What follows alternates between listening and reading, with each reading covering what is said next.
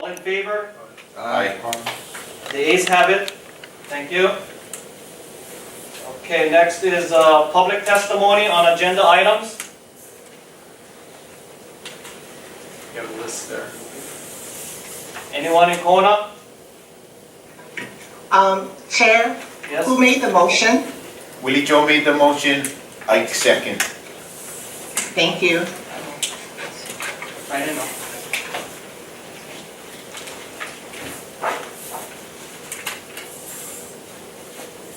Okay, there's no one for testimony today, so reports, special committee, presentations. Willie Joe and Mark, can you update us on the Sportsman Summit?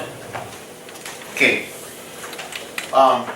First of all, I'd like to extend a thank you to the mayor, if you could, for giving us the opportunity to go. Mark and I had a great time, nice time at the forum. It was a very good learning experience for us. Representative Cindy Evans also went with us.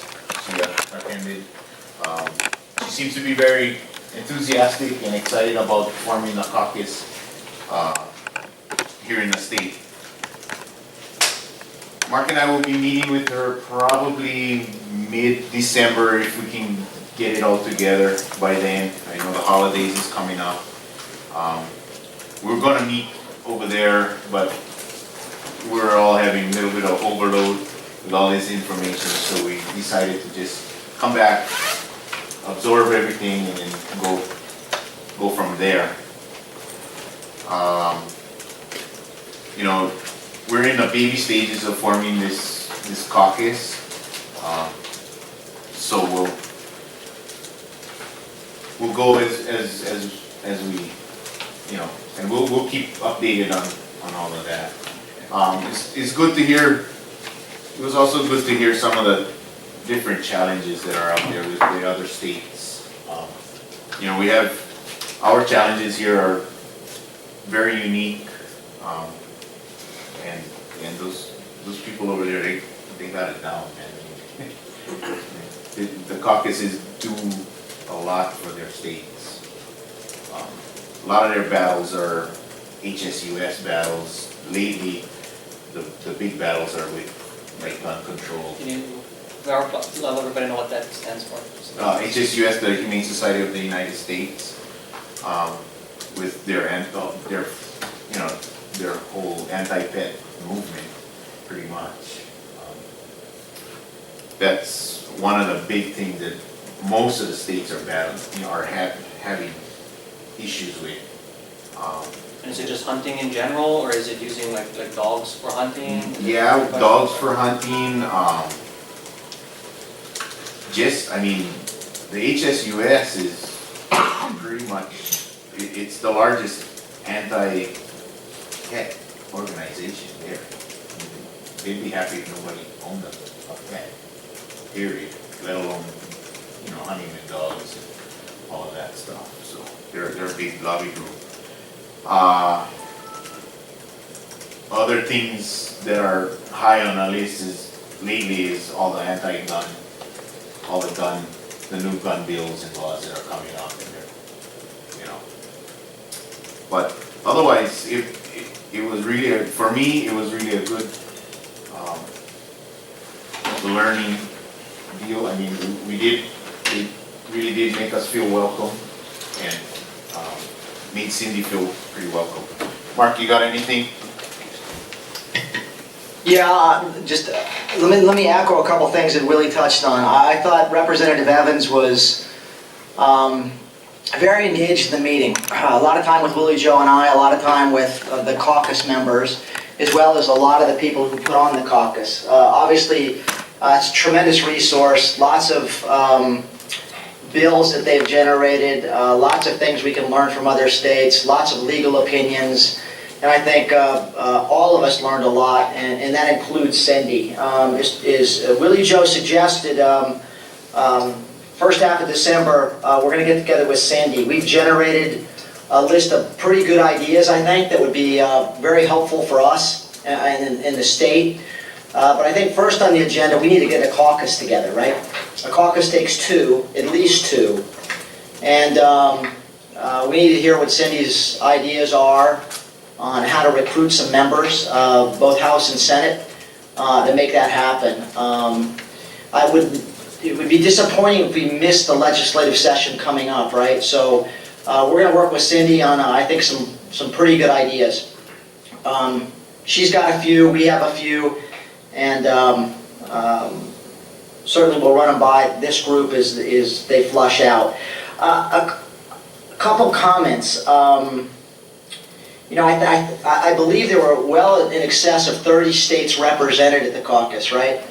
Yes. I would say most states sent at least 2 members of their state house. It's apparent to me that these people are very engaged. They put a high value on game.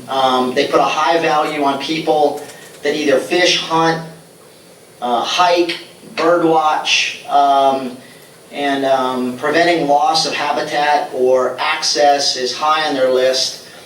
Preserving the ability to hunt, the cultural aspects of hunting is high on their list.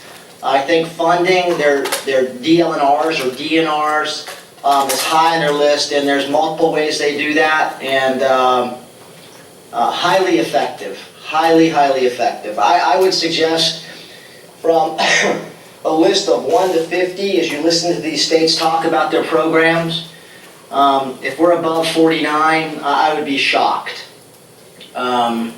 We are in the dark ages with respect to how well some of these states, in most states, treat their game, treat their habitat, treat people's access, think about fishing and hunting, promote fishing and hunting, turn fishing and hunting into a revenue source for the state, and use that revenue to enhance the habitat as well as the game, right? We have a lot to learn, and I think this is an important step for us to get our members of the State House part of this caucus, learning from these people, and moving this thing forward, because honestly I think it's critically important to what we're doing. Critically important. A couple comments on HSUS, right? You know, I have to admit I was a little ignorant on that organization, and we got a couple presentations on Humane Society of the United States. Obviously very separate from the animal shelters we have here on the island, right? You know, I think in excess of 95% of all the money they raise go into political stuff, not animal welfare. Their political stuff is anti-hunting, anti-dog, anti-pet, anti-anything to do, anti-eating meat, right? They've been active here. Obviously, Cindy related a couple stories around the donkeys on the Big Island, right? When we were trying to round those up in Waimea, they got very involved, made it very difficult. They've actually been effective in shutting down any dog hunting other than birds in California. Big campaign on anti-bear hunting, either with bait or dogs in Maine. Very involved with anti-wolf hunting in the state of Michigan, even though they're not on the endangered species list anymore. Have been a big proponent of no shooting wolves in Alaska. Referendums and ballots on the referendums on the ballot. It's just something that we just need to keep in the back of our mind. I don't think they've made Hawaii a target yet, but they could very possibly do that, right? So all in all, I think it was nice to see a group of people who really got their stuff together and are doing what we're aspiring to do, right? Yeah. So for all of you who just keep thinking you're banging your head against the wall and we're going to make no progress, this was really... It was nice to go and see that it actually can happen, and I think we can do it here as well. So, any questions? I do, actually. Go ahead, Rob. Well, where do I begin? You said a lot. One of the first things I think of when I hear all that information that you just touched on is how we can get that information that you guys learned, or even that enthusiasm that you guys learned while you were there, how can we get that back here? You know, via this group and via just the two of you that went, I mean. Yeah, it would almost be good to have like a video or you know, something, I mean. You know, so let me comment on that. I do believe that a lot of the presentations are going to be available via DVD, right? And there was multiple days of presentations. Hopefully they're on their way to us.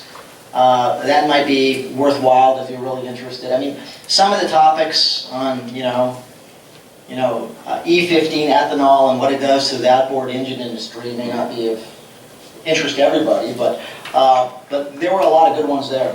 Were there just hunters there, or were there politicians at this? No.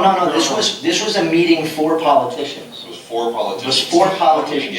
How do we get more of our politicians here in Hawaii to these meetings, or for these meetings to come to them?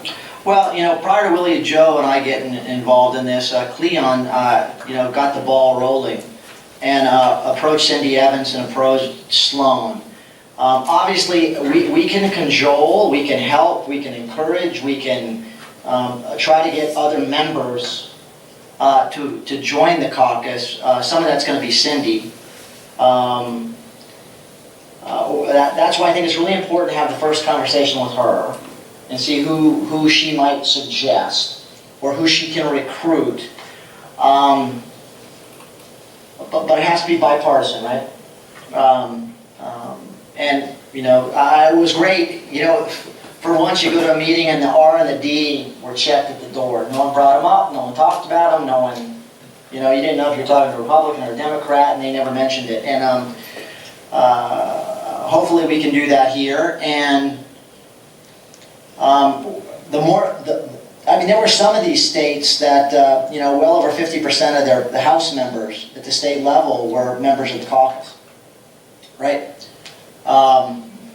We need two to start, right? And that's a start. Willie, Joe, and I are more than happy to contact people, but what I don't want to do is do this without input from Cindy, right? Representative Evans. So we need to have that meeting first, Rob. I think that would be a logical first step in my mind. And Willie and Joe would concur with me. Yeah. Right, we had this conversation on the airplane. Yeah, Rob,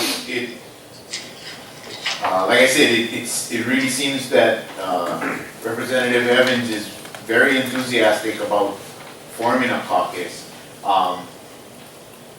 Definitely, there weren't any just sportsmen there. It was all legislators, which were at the state level pretty much representatives and senators from each individual state. Alaska has got they got it down. We did make really good connections with those guys there in Alaska. They have some unique issues, kind of similar to ours even. But they got their caucus pretty much. I mean, they got almost all their legislators members of their caucus. Illinois was another one that really had it down. I mean, they hosted the forum this year. Just like Mark said, just for myself, I mean, I was nervous to go at first because I didn't think we would be at the level, just coming from the county level and stuff, to really get involved with these people. But I mean, I never once felt like anybody was looking down at us. They really embraced us and really tried to give us as much information as we wanted and answered any of our questions and everything. Were you the only guys from Hawaii? Yes. Yes. Yes. This is the first time anybody from Hawaii has gone to it. And how long has this been around? This was the 10th annual. This was the 10th annual meeting. Okay, so we got 10 years to catch up. Well, Yeah, I mean, we got 30 years to catch up to Alaska, you know. Right. I mean, they've had a caucus for a long time. But it Yeah, is something. technical question. Yeah, Does the other member of the caucus have to be a Republican? well, You seem to allude to that. it's supposed to be bipartisan, you know, and I guess as long as, like, for us, senator-wise, we only have one. Yeah. That's not a Democrat. But the representatives, we have a few in Oahu and whatever. So the hopes are that we're gonna get as much as we can, but to start, we need at least two to have a, you know, a caucus. But that's kind of where we're gonna start, and like Mark said, we're gonna meet with Cindy and hopefully continue moving forward. This is gonna be a baby step. Washington State, they are only a year ahead of us. They came with their first year report at this year's meeting, so they're brand new, just like we are. I mean, they're, yeah, just like we hope to be, right? So, that's all I got for that. I do have a comment. Okay? I appreciate the fact that you guys took the time to go up there. I think it's an important thing for us to involve ourselves and find out how the other half of the world lives, actually. Because, you know, we can't bring anything here if we didn't have people like yourself that are willing to take the time off to go ahead and do it. So, I appreciate that you guys took off and did that. Thank you. Okay, any other comments, questions? Ike? I just wanted to thank Cleon for bringing it up to our attention. Yes. Thank you, Cleon. Yeah, definitely. I would like to suggest, or I guess just the hopes that, I mean, I'm sure you guys have made an amazing amount of connections and people to talk to you about and whatever, and I really hope that we can look forward to the next year. I guess it's just annual, right? It's just once a year, is that correct? Yeah. Yes, it's annual. You know, and frankly, I think we're the only state that sent non-legislators. So Willie Joe and I were unique, right? We were unique in the sense that we accompanied Cindy to go to this for our learning benefit. By and large, the vast majority of people there were either lobbyists, and that's their job, and or they were in the State House, right? So, you know, we were odd man out from that respect. Yeah. Hey, Bobby, is there any information, well, I don't know, this is kind of a question to Bobby and the rest of the board members, but is there any other, this type of activity going on across the country that can be attended, and rather than waiting just once a year? I mean, it just seems so valuable. We need to sink our teeth into more opportunities like this nationwide. Is it possible? I'm sure there must be. If you can identify it, we'll be happy to approach the mayor regarding attendance. Okay. Where'd you find out about it, Cleon? Divine providence. Okay. Divine providence, so we're not getting that. Okay. Somebody beating them up. You got connections we don't. Yeah, and I went to church the other day too. All right, is that it? That's it. Is it? Right. Thank you guys, and thank the mayor definitely for making this happen. Very happy to do it. Couldn't do it without him. Thank you. Okay, Bobby Command, can you update us on that letter? Yes, excuse me. Letter was sent out on, we're talking about chapter 124, right? Yeah. I haven't received any response, but I wasn't necessarily expecting a response.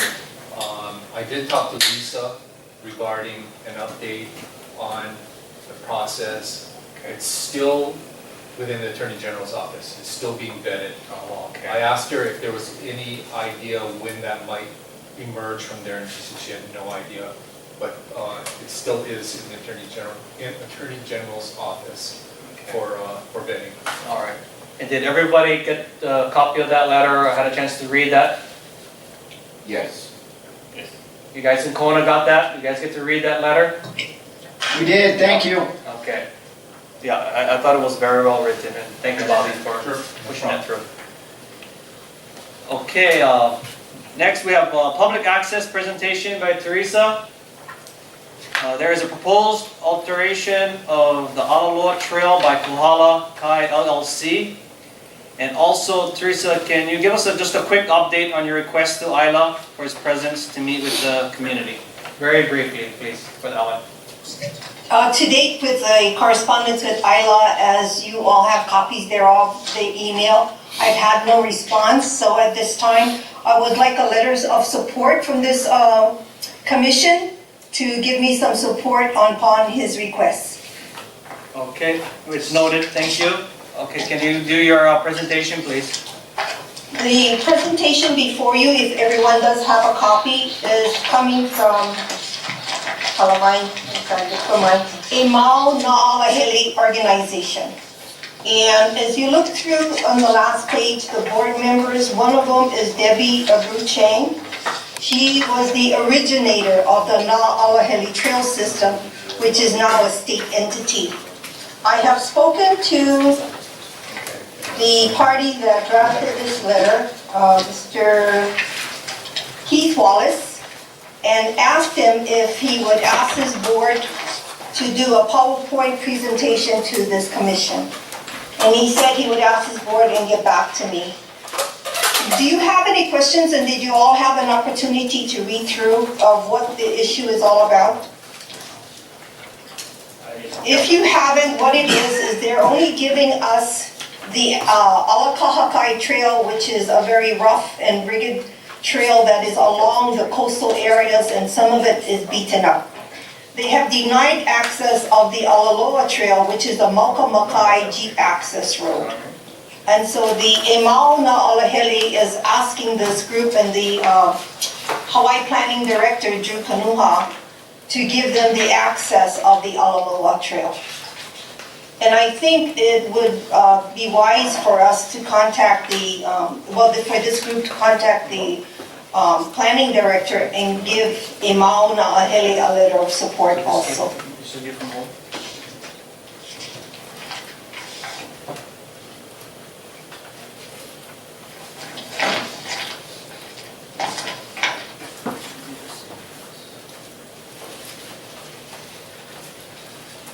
Yeah, I don't have that in my packet. I don't have it. You don't have it either? Does anyone have a copy of it? Only We Paul, sent it to Hilo for them to make a copy for each of you. Paul has one, but I don't know where. I have the one with the detailing out of the trail. Right, there's pictures Yeah, of them detailing the I got that one. Alakahakai Trail. You're supposed to have 8 pages of that. Yeah, I got 8 pages of that one, and I have one that's 4 pages. Right, and that's the Imau Na'alahele requesting for the planning director to tell the Kohala Kai LLC to provide the Alaloa Trail as access also besides the beach trail of Alakahakai. And I also have one that's 5 pages long. That's her emails. Yeah, the 5 pages by the email, the other one is pictures of Yeah. Kohala Kai and the access. Yeah, I got that one. Okay. So I would like to ask this commission to give a letter of support to Imau Na'alahele. And I've contacted Keith Wallace, and he'll talk to his board about giving this commission a presentation on their proposal to open up access along the Alaloa trails. Okay, Teresa, so is this for just a specific length of this trail that is This being is, impacted right now? Yes, that's being impacted. I think it's gonna, if we don't act upon this, it's gonna impact other areas, especially when it comes to, these are Mauka access, the Alaloa Trail. And it's gonna impact us if the trails, Mauka of the highway is also impacted. If they are allowed to take away our Mauka access. So this Alaloa, this Red Cinder Road, what is that supposed to be for? I mean, That's it's the parallel. Alaloa Trail, yeah, that's the Alaloa Trail that is parallel from the highway to the ocean. So they That's made the this, access there. so they made They blocked this, it. They blocked it. so the Alaloa Red Cinder is the trail now? Because I see two trails, one really hugging the coastline, That's the Alakahakai. yeah, and it's falling That into is the very ocean. dangerous, yeah. Okay, so they made this other access easement more inland? No, no, no, no. They're denying the Red Cinder, they're denying access to the Red Cinder Road. I think, Oh. Is this on private land? Yes. Even if it's on private land, if it's a trail, it's public access. Who's maintaining, who's kind of look well maintained, eh? Yeah. There's some crumbling areas inside of the trail. I think Alaloa goes Makamakai, Yeah. connects the main highway. Alaloa, yeah. Alakahakai It's coastal. is, yeah. And Okay. the Alakahakai has some problems because the part that they're saying they wanted, part of it is falling in the ocean, or it has possibility of eroding. So what do they want? They want to move it inland a little bit? Well, I think, I believe that is, Yeah. yes. And they're saying that they can't do that because it's private. well, I'm trying to understand what, Yeah, same here. the Alakakai runs inland. And Along the coastal areas. Right, right, but, and the LLC is saying they wanna give the right of way, Little Makai up there. That's the Alakakai issue. The Alaloa issue is Malta Makai Road. That who maintains it? I don't know, I think that LLC does. Because this one looks very well maintained. Yeah. but it looks like it's parallel with Yeah, so coastal too though. the So how can they access- be Malcolm Mackay? I think, here, if I remember correctly, property basically is like that. Here's the highway. Alakahakai Yeah. goes like that. Alaloa, I think, comes down like this. She's saying that they blocked this here. So there's a couple of issues here. Number one is the right to use a trail, and number two is the right to use a trail with a vehicle. And I'm neutral on that, but I think that that's one thing that you guys have to decide upon, whether you believe that. See, because that's what, on our arrows, is what they're gonna stipulate that, it's like us in the co-area. They're gonna say access will be given, but not vehicle access. Right. So are we fighting, or are we suggesting that they have the right to drive their vehicles? on Yeah, this that's trail? what I'm trying to find out. I don't know what to. The right, or the example, she was talking about bicycle. They actually bike right down to the trail. Or whatever, ATV, whatever the case may be. You know, not. So motorized vehicle. So Well, we- it could be bicycle. But who's providing that access now? Is that a county has to provide that access through private property? Or is it the private property owner that's supposed So to? I think it's, if I'm not mistaken, I think it's. It's dropped out. Yeah.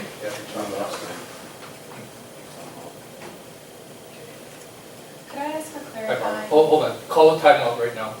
Call Recess. Oh, recess. recess, yeah. Yeah, recess. Hey, I, I just, who's yeah, so, invading the do you wanna try and call back again? Were they?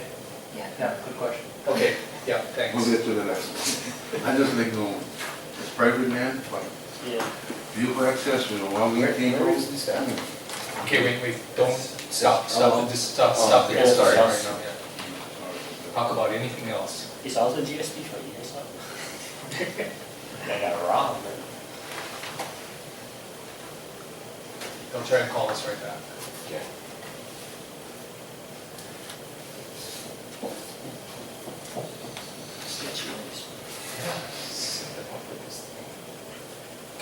Fossey, that one.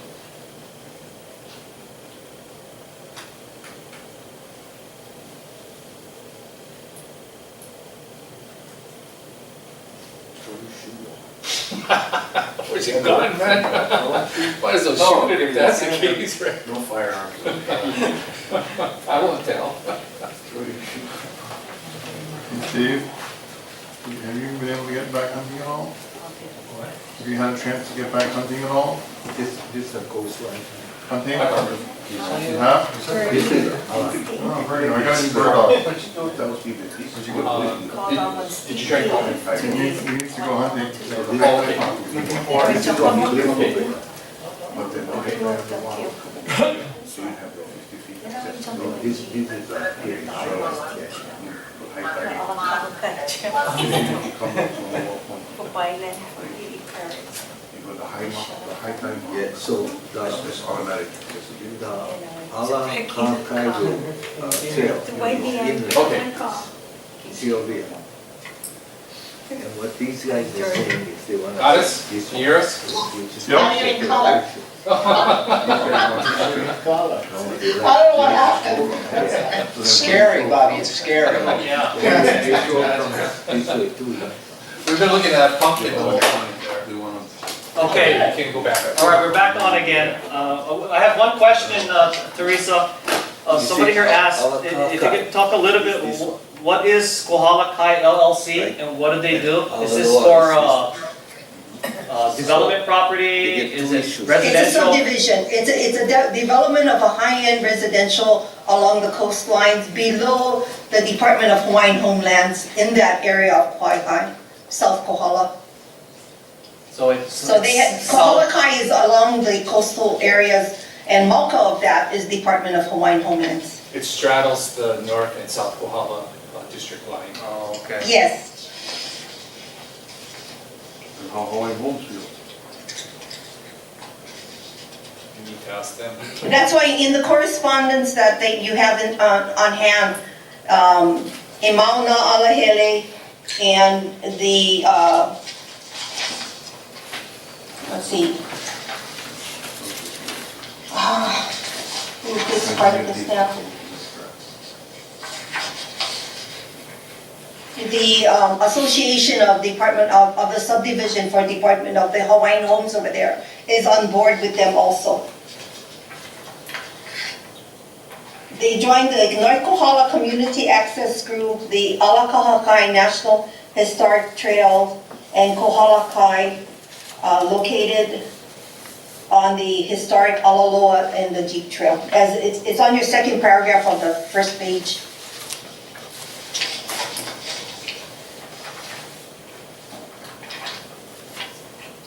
So these organization is urging the Dwayne Kanoa, the Hawaii Planning Director, to urge the coastal public asset of Kohala Kai be located also along the historic Alaloa Jeep Trail.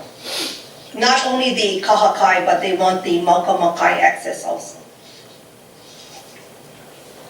I think, So that's what their project is all about. I feel that if we don't put in our 2 cents into this and give them support, we may be facing the same issues on all areas that have the Alaloa Trail and Mauka Makai. Or any access for that matter.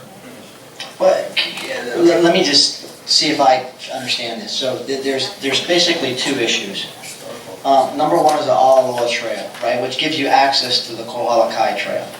Or it is an access to it. It's an access to the coastline, It's yes. an access to the coastline. So in my mind, that's a pretty important point, right? Yes. Access to the coastline is an important point, right? Just like access to the state forest is an important point. Yes. And it's something we talked about at prior meetings. When a subdivision goes in, and a large tract of land is bought, then how do we urge the planning commission to ensure that either access to the ocean or access to the state forest is allowed? If there was one, taking it away is not a good thing. If there isn't one, when you take a large tract of land and subdivide it, we should require them to put one in. Okay, so that's point number one, right? Yes. The second point is the Kohala Kai Trail. As I flip through this, it seems to me that part of this request is to the county that a whole bunch of work needs to be done on the Kohala Kai Trail, and that this group is asking the county to fund that. The trails are already there. It's to work with Kohala Kai to provide that access into their development. So is Kohala Kai going to actually improve the trail, or is that county? The trails don't need improvement. Okay, well, I mean, Yeah, I'm looking the at. trails are public access anyway. Okay, so this Yeah. is just about public access? Yes. Okay, thank you. The trails are public access. They want to keep the public access open to the public. And the Alakahakai is not a fisherman trail. That's not what the Alakahakai, it was access trail for the entire public. So Imauna Alheli, along with the rest of the group, are asking that they don't call the Alakahakai Trail a fisherman trail, because that's not what Alakahakai Trails was all about. It was public highways. All trails in Hawaii is public highways. And then, So, if you would ask Imauna Aheli to give you a PowerPoint presentation for better clarification, I would support that. Yeah, I think we need better clarification. There's part of this I can support, and I think I'm still, like, on page 3, bullet point 4, Teresa, it says, note, the county is financially responsible for all costs relating to relocation and reconstruction due to erosion, including wave action and earthquake, right? So there's multiple things the group's asking for, right? And for me to get on board with it, I just want to be really clear, and I got to read this again, really clear in what the group, I mean, supporting access, I have no problem with the GMAC letter. We'd have to vote on that, but, Yeah. the dollars entailed with maintaining that trail, I think, are, Sure. that'd be a good conversation. Yeah, so I spoke to Keith Wallace that wrote this letter, and he'd be looking forward from a letter from this commission if you folks want a PowerPoint presentation and more information, and he's welcome to it. okay. He's open to it. Who's Keith Wallace? Who's Keith Wallace? Keith Wallace is the person that signed, and he's a board member of Mauna Nalahele. He's on page 7 of the papers that was sent to you on this draft, on this letter to the planning department, planning director. And then let me clarify this one more time. So did this Alaloa from the highway to The the coastal coastal land. land, currently, what is it right now? Is it a footpath? Is it bike path? Is it? It's a Jeep trail. It's a Jeep, so vehicles can drive Jeep now? trail, sure, So they want to keep that established as a vehicle access? yes, And yes. where are the people parking and stuff when they go down over there and all that? Is that something that, Yeah, there's a parking area that has been there for many years, generational. These access have been there for generations. There's always been access to that area. Whether it was made starting off as a foot trail and then it became a Jeep access trail. Yeah, I got a one request. I get so much questions running in my head, I know it's not gonna answer. right, okay, Because in my area, we get a lot of that. There is no Yeah. such thing as a historical Jeep trail. right, Yeah. I think Yeah, there's two issues there. yeah, okay. Can Like can we distinct get, issues. can we request to have someone give us a presentation on this more in detail? Yes, write to Keith Wallace, he's on page 7. Okay. He has his phone number, and I told him that he'd be hearing from you folks to request more information, and he probably will work with Debbie Chang to do a PowerPoint presentation to this commission. I, I want to say that the thing is, it's been studied to death already, and it becomes a question of public access. And for me, sitting on this advisory commission, that's paramount. We cannot keep cutting off public access. And so, on one side, I'm suggesting that we write this letter of support. And I still have these concerns about once they are dedicated, who takes care of it? Which is what Mark has a question on too. We have too many of these roads in existence today that the county and state do not take care of. They should be taken care of. So that's a question, and that's an issue that got to be resolved. But I think that the question of access I mean, there should be no question about that. There's state laws that say that these accesses should be there. And we gotta keep pounding at this. Sorry for these adjectives. But, I mean, you know, every time you have a development, some access is lost. And you can go to, in Honolulu, they have established county accesses that guys gate off. And when you go to the county and say, hey, this is a public access, they kind of just roll their eyes. You cannot have that. You gotta be in concert with what the law says. And you not only have Western law here, but you have indigenous law that you have to stand up for. So in my books, we gotta do this.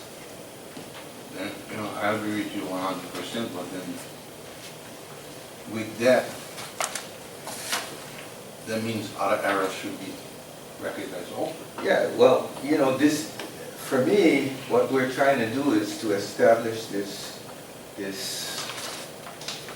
momentum of saying, hey, you know, public access is a major issue.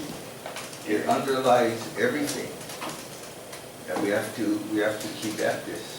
So a letter of support would have to be kind of just a blanketed thing. It can't be specific, because when I look at providing access, and I mean, if you put a road in and then you put a parking lot, and the next thing it requires a restroom, and then, or the, you know, it has ADA compliances. This is the same thing that we're going to talk about up at Tepe Hill.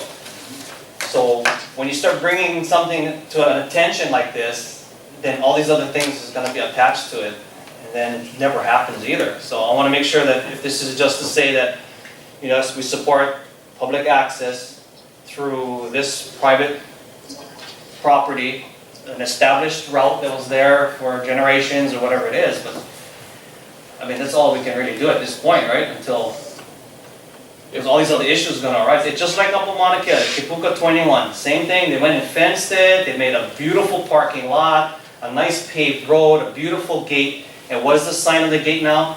Area closed due to falling branches and no bathroom. I'm on the 21-mile marker on the Saddle Road, and they're going to have to put in a bathroom in order to make that a functional place. So now it's closed for years. Inaccessible. And it's inaccessible. Beautiful gravel, huge gravel parking lot, everything. So in my mind, that's what I'm saying is this is exactly here. It's going to get to the point where it's a road. Okay, we'll make a parking. Who's going to take care of that? Who's this? And then the gate's going to still be there. In the meantime, the road is there that nobody's going to get to use.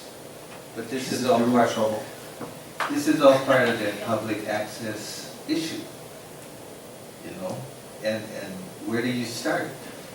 Somebody started it earlier on, you know, I mean, in the 50s and 60s, they said public access must be provided. But then it kind of got forgotten.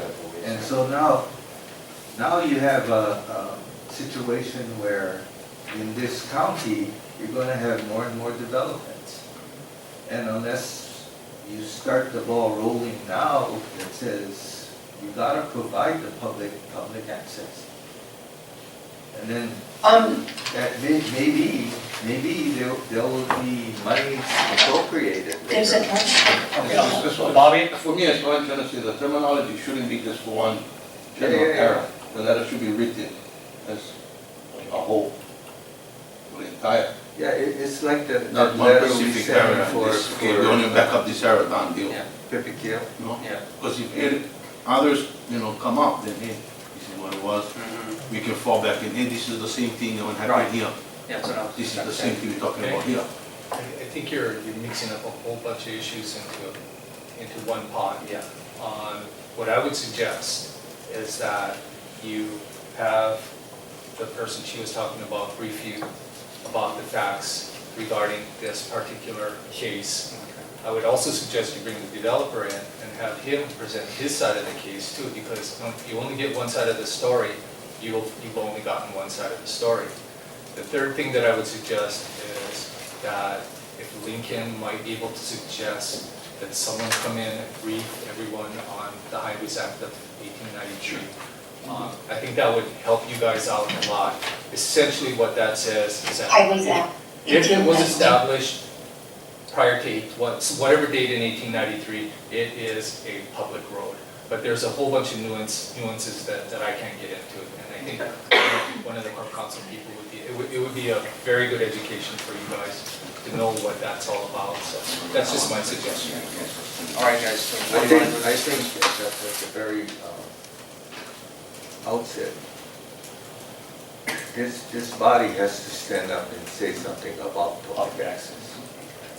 Whether we're gonna consider all this other stuff that comes in, that's fine with me, but you have to establish a point from which you're going to depart.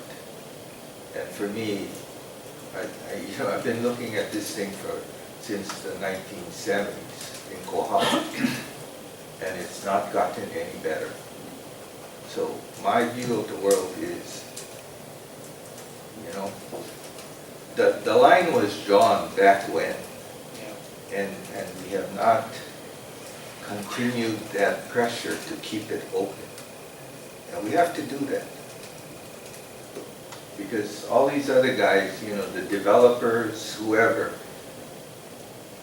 they're going to do whatever they need to do in order to maximize their profits. And there's nobody standing up for the community or for the people to say, this is a line. So that's my 2 cents. Well, see, that's why I always thought what this situation with us was, we figure out what roads was accessible. And have the county, whenever there's somebody come in and buy their property, and they try to get permits to rezone or what have you, or just to know what is the area, to know that it's in writing that these certain roads can never be closed. It has to be accessible. Because what's happening now is, like, it's all over. They buy a place, and they road it, people have been using for years and years and years, gets stopped, gets shut down because private land, liability, the whole scenario comes down. So rather it's a road that the community was using for generations and generations, the whole liability concern comes in with the landowner.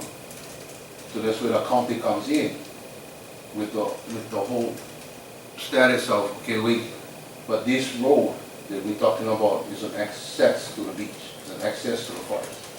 So knowing that you bought this property, you have to know that this is what it is. This road has to be maintained. But that's why they fall into the situation. I agree with everybody so far.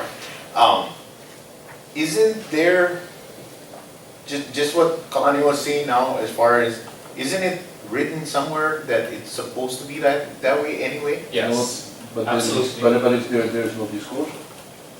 Says- Realtors don't have to disclose anything. It says, in 1996, the County of Hawaii adopted Chapter 34 of the Hawaii County Code, which outlines procedures for the provision of public access when lands are subdivided into 6 or more lots or parcels.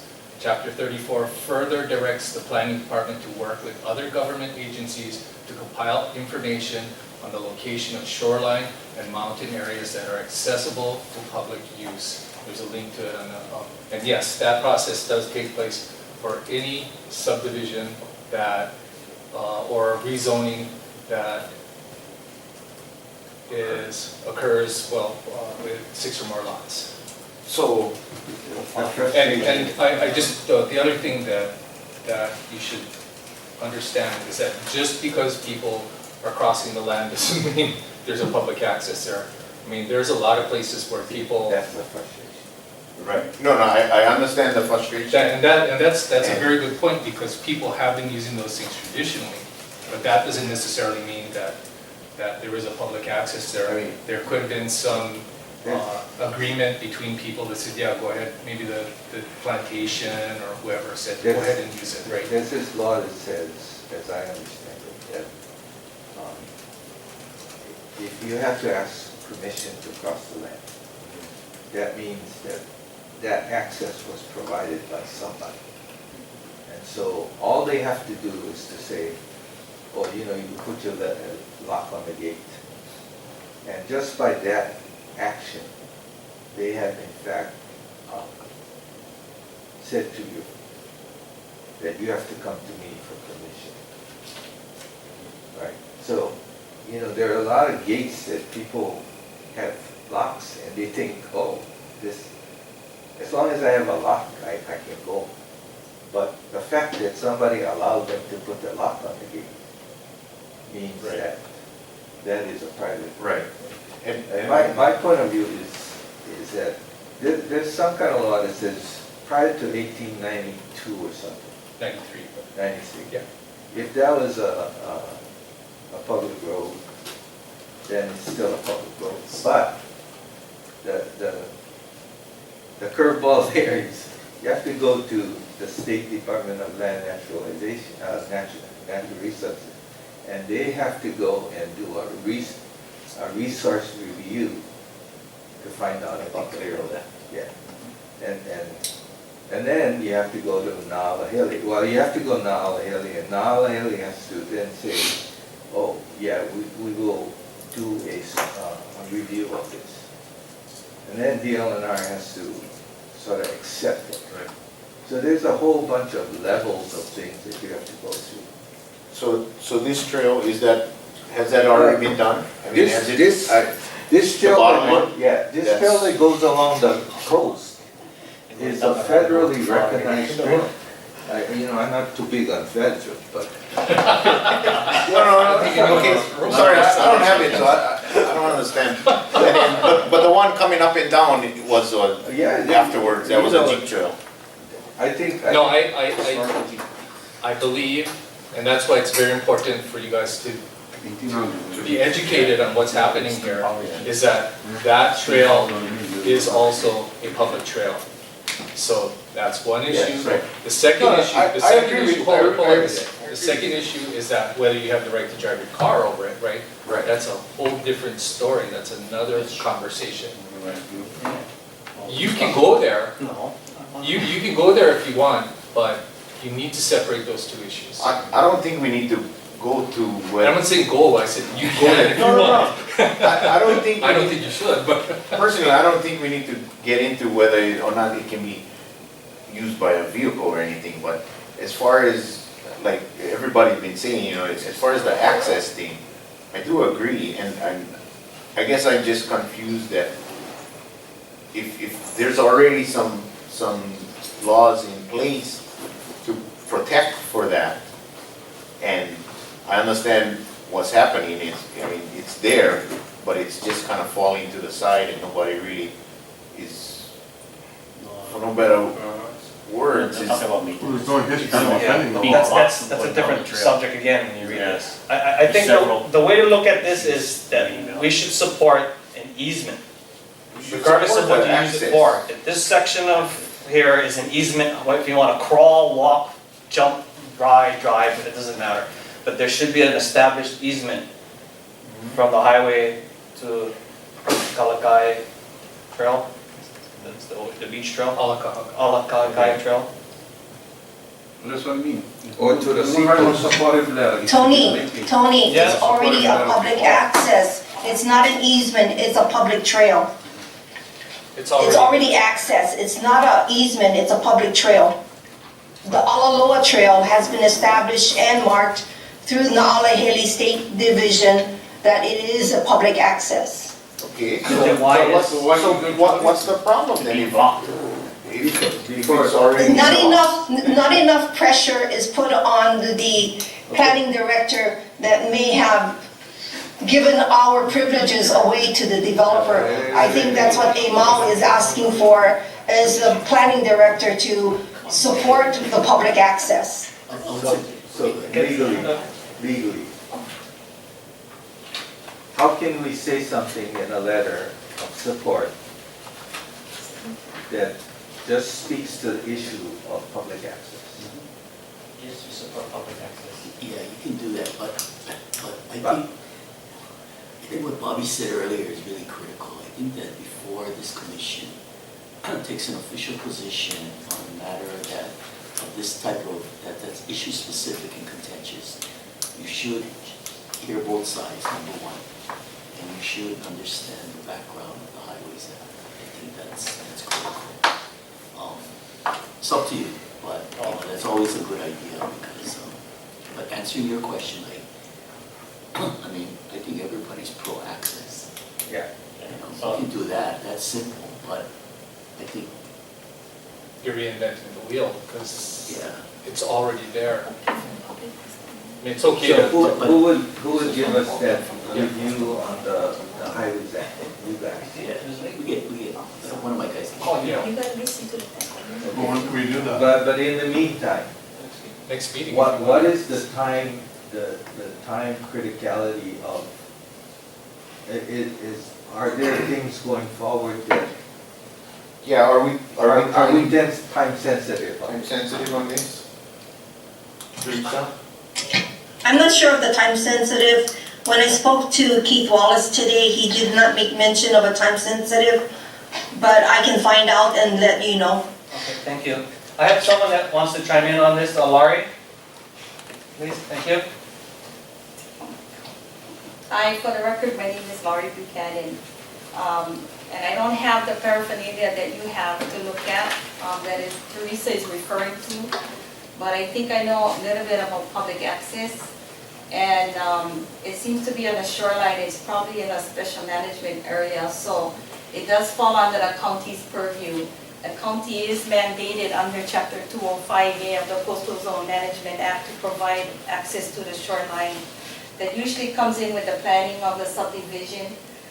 In this case, he's saying that the county has purview over 6 lots or more of subdivision. At that time, in either current division or long-range planning, the decisions are made for public access. And so, Alanoa Trail is probably just what Teresa said, is public access. And I don't see anything that would prevent this commission or anybody from saying that they support this particular project, you know, whatever that may be, if it's not contentious or what, as public access. The Alakahakai Trail System is a very long trail system. It actually goes all the way down to way past Keauhou, way down there. It is a national park trail, which means the liability for that trail falls under the Park Service. Access to the shoreline under the county rules would be the liability of the county to provide that.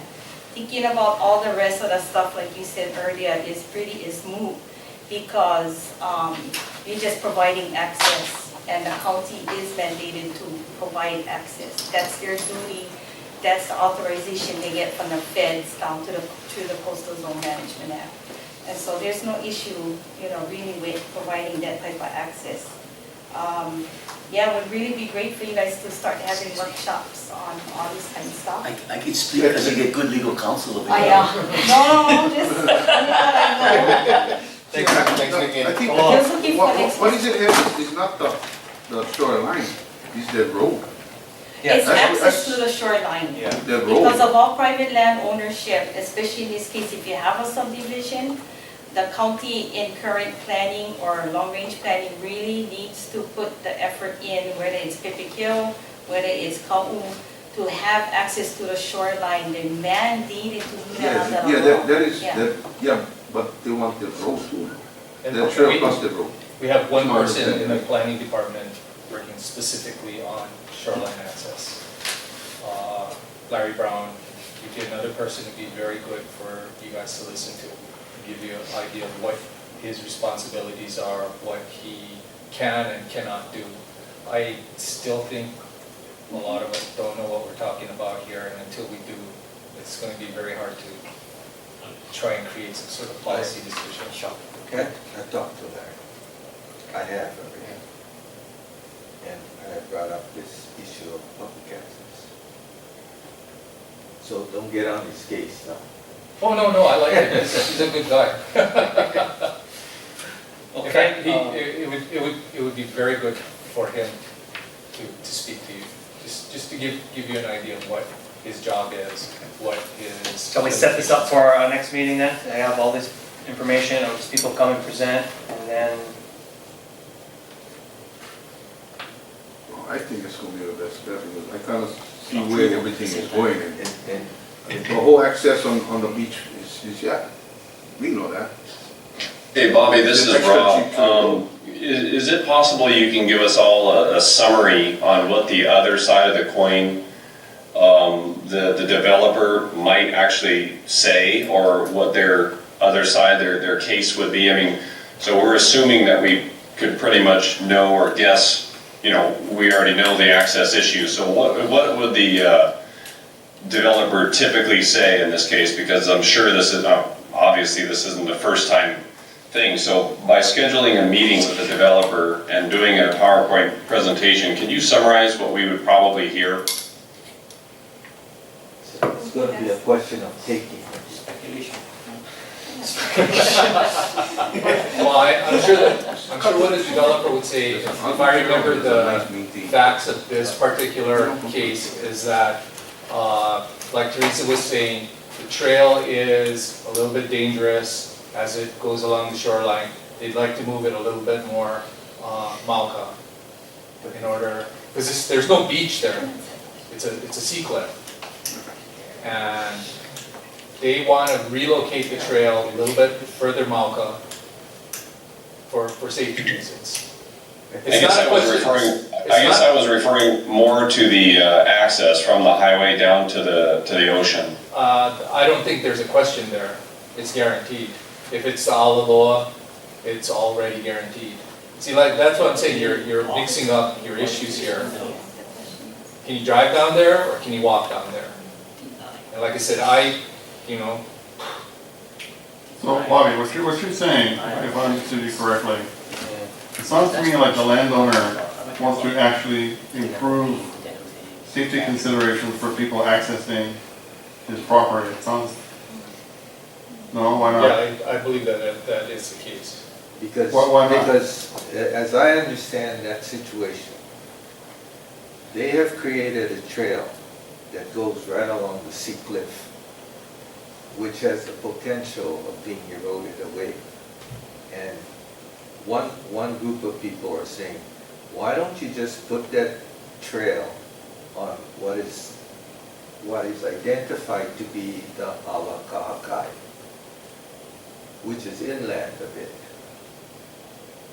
And, you know, there's an issue about that. Because what the developer did, as I understand it, is that they actually built a trail closer to the ocean. And that's not the, Yeah, so they that's want not to the move it away from the original ocean. trail. Pardon? Bobby just said they want to move it away from the ocean. Well, So what is the issue there? The trail move up Mauka?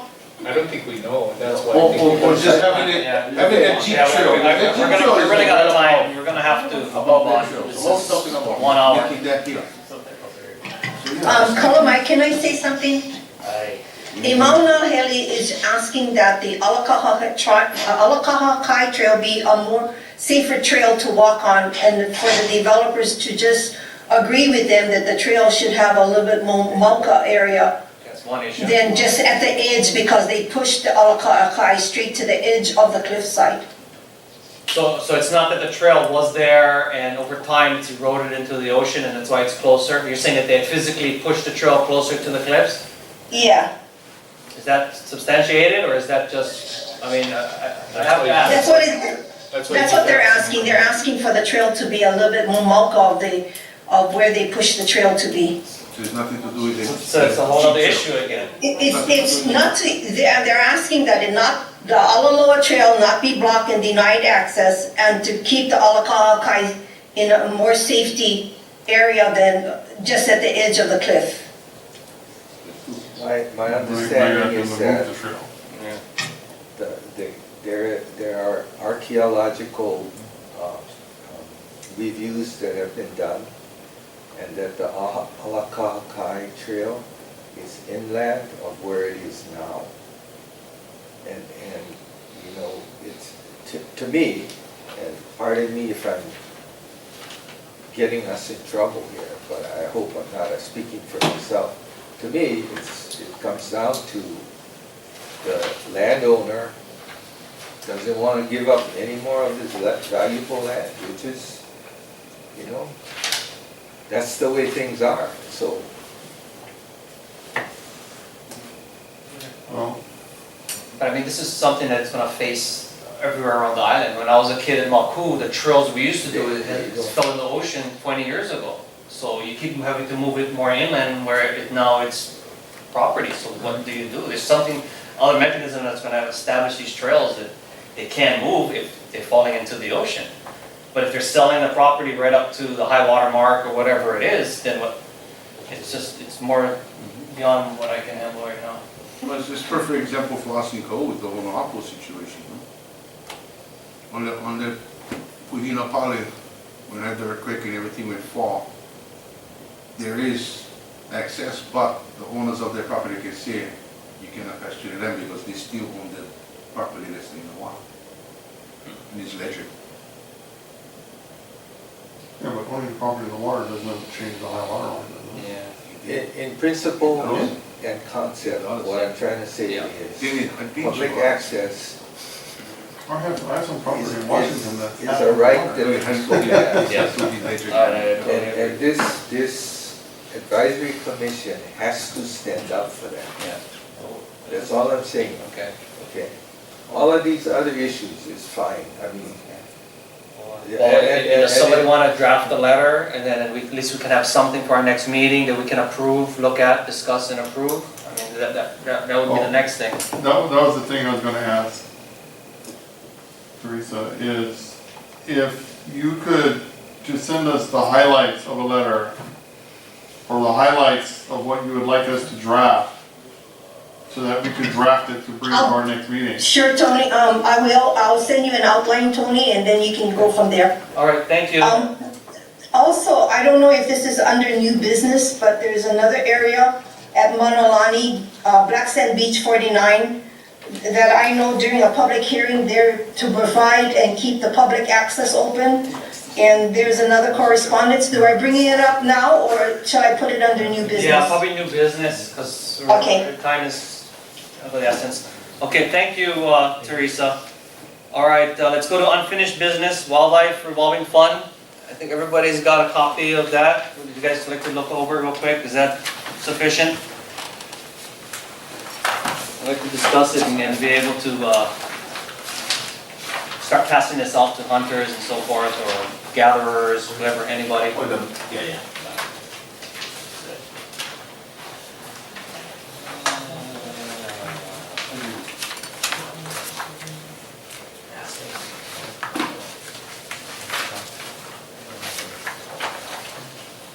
You got one, Tom?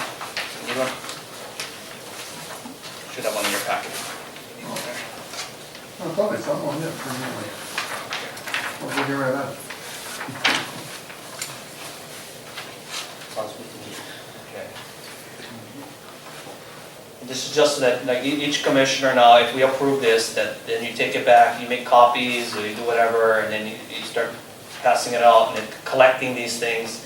And then when we go to the legislature for this issue, that we'll have a stack of these for support. And then I have to find out who's gonna do this, because I guess Esther is moving on and I haven't heard any word. Lisa couldn't make it tonight either, so I have no idea now. I sent one email out a while back and I haven't gotten a response from Esther's department, so I don't know who's gonna take the lead and actually do this in the legislature. I mean, in DLNR. But I figure we can do our part by at least getting everything ready and prepared. you know, just point of information. Departments have to provide reports to the legislature Yes. so many months, like November, by November of the year, preceding that session. So, but I don't know if those reports are. Yeah. Yeah, they'll have to do that for the wildlife revolving fund also. I heard today that GOFA asked for 1.2 million for the wildlife revolving fund. But is that now, I just got word that they lost, what, from 14,000 hunting license to 4,000? So now they're losing a lot of their federal match money, and that's absolutely what we don't want here, because any increase in the wildlife revolving fund is gonna be 3-to-1 match with Pittman Robinson, and none of that money is gonna be able to be used for game management yeah, any of the federal portion. And the way Chapter 183 is written is, the money is for maximum participation. So the more money we give them in here is to get more federal money. That's not gonna be able to be used for game management or anything like that. Well, yeah, because no federal money is allowed for game management. I wonder, The federal money is, but not in Hawaii because of that Section 7 That's what we're talking, right? consultation. So the money goes to the wildlife, which is the native birds and plants and insects, not our introduced game. Hawaii is unique from the rest of the mainland because their game is native. Right. Which is what we need to be promoting also. So I don't know how we're gonna get around that, but that's why I try to stress that if it's unencumbered money, it's from PR funds, but I don't know if it already says, you're gonna have to make changes to Chapter 183D in order for any of this to work in the first place. And one of them is gonna be that maximum participation. And if they're losing money because people aren't getting hunting license anymore because one, there's hardly any game left, there's hardly any places to hunt, that people are saying, the hell with it. I'm not gonna even spend $10, I'm not gonna even bother. And we have this exodus, and there's even less money going to the wildlife revolving fund. Well, the fees as well. $10 fees, Yeah. down from 25, or 30, whatever. Yeah. So all I can do at this point with the limited information that I have is just to try getting some support from the public with this, and hopefully get in touch with DLNR and Oahu and see what's the status of this and what's going on their end, if they are actually putting something together for the legislation to make these changes. It's very difficult. I mean, the time between phone calls and emails is light years. Is this about that 1.5 million? Well, I just heard today that It was supposed to be SOPA asked for 1.2 million, Yeah, I think 1.5. No. But anyway. 1.5. This No, is it's not, Jim. It's No, not? no. Okay. No what? It's not about the 1.5 million. Oh, That's something else, huh? No, I don't. This is what he's saying.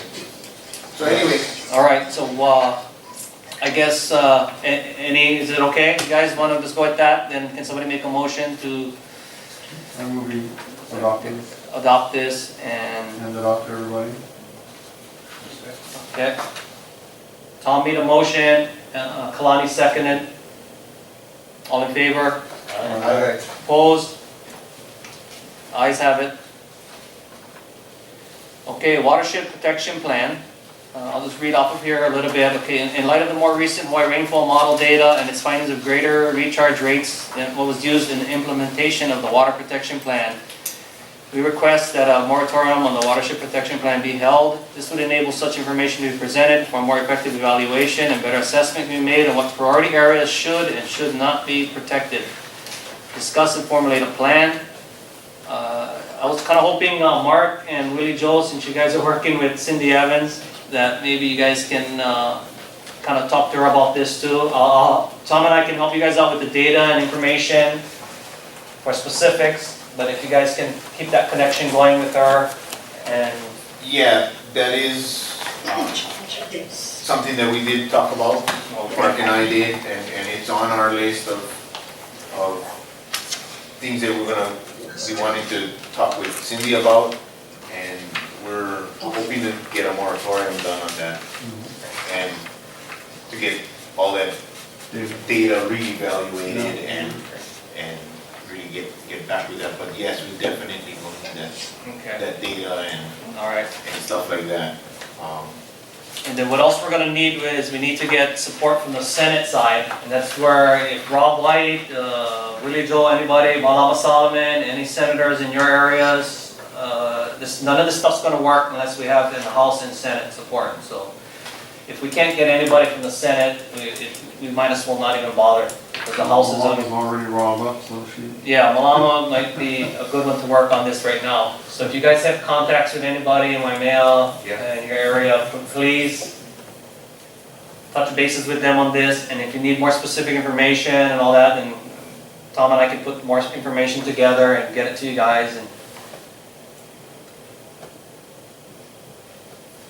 Excuse me, could I ask a question?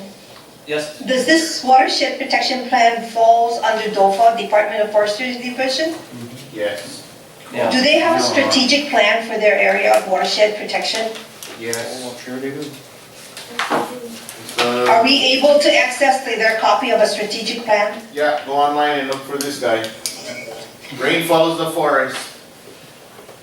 November 2011, it's been there since.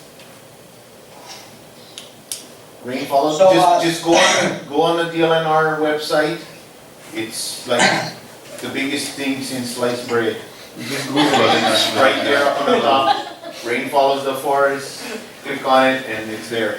It's there. And that's a strategic plan from the Department of Forestry Division? That's the plan, yes.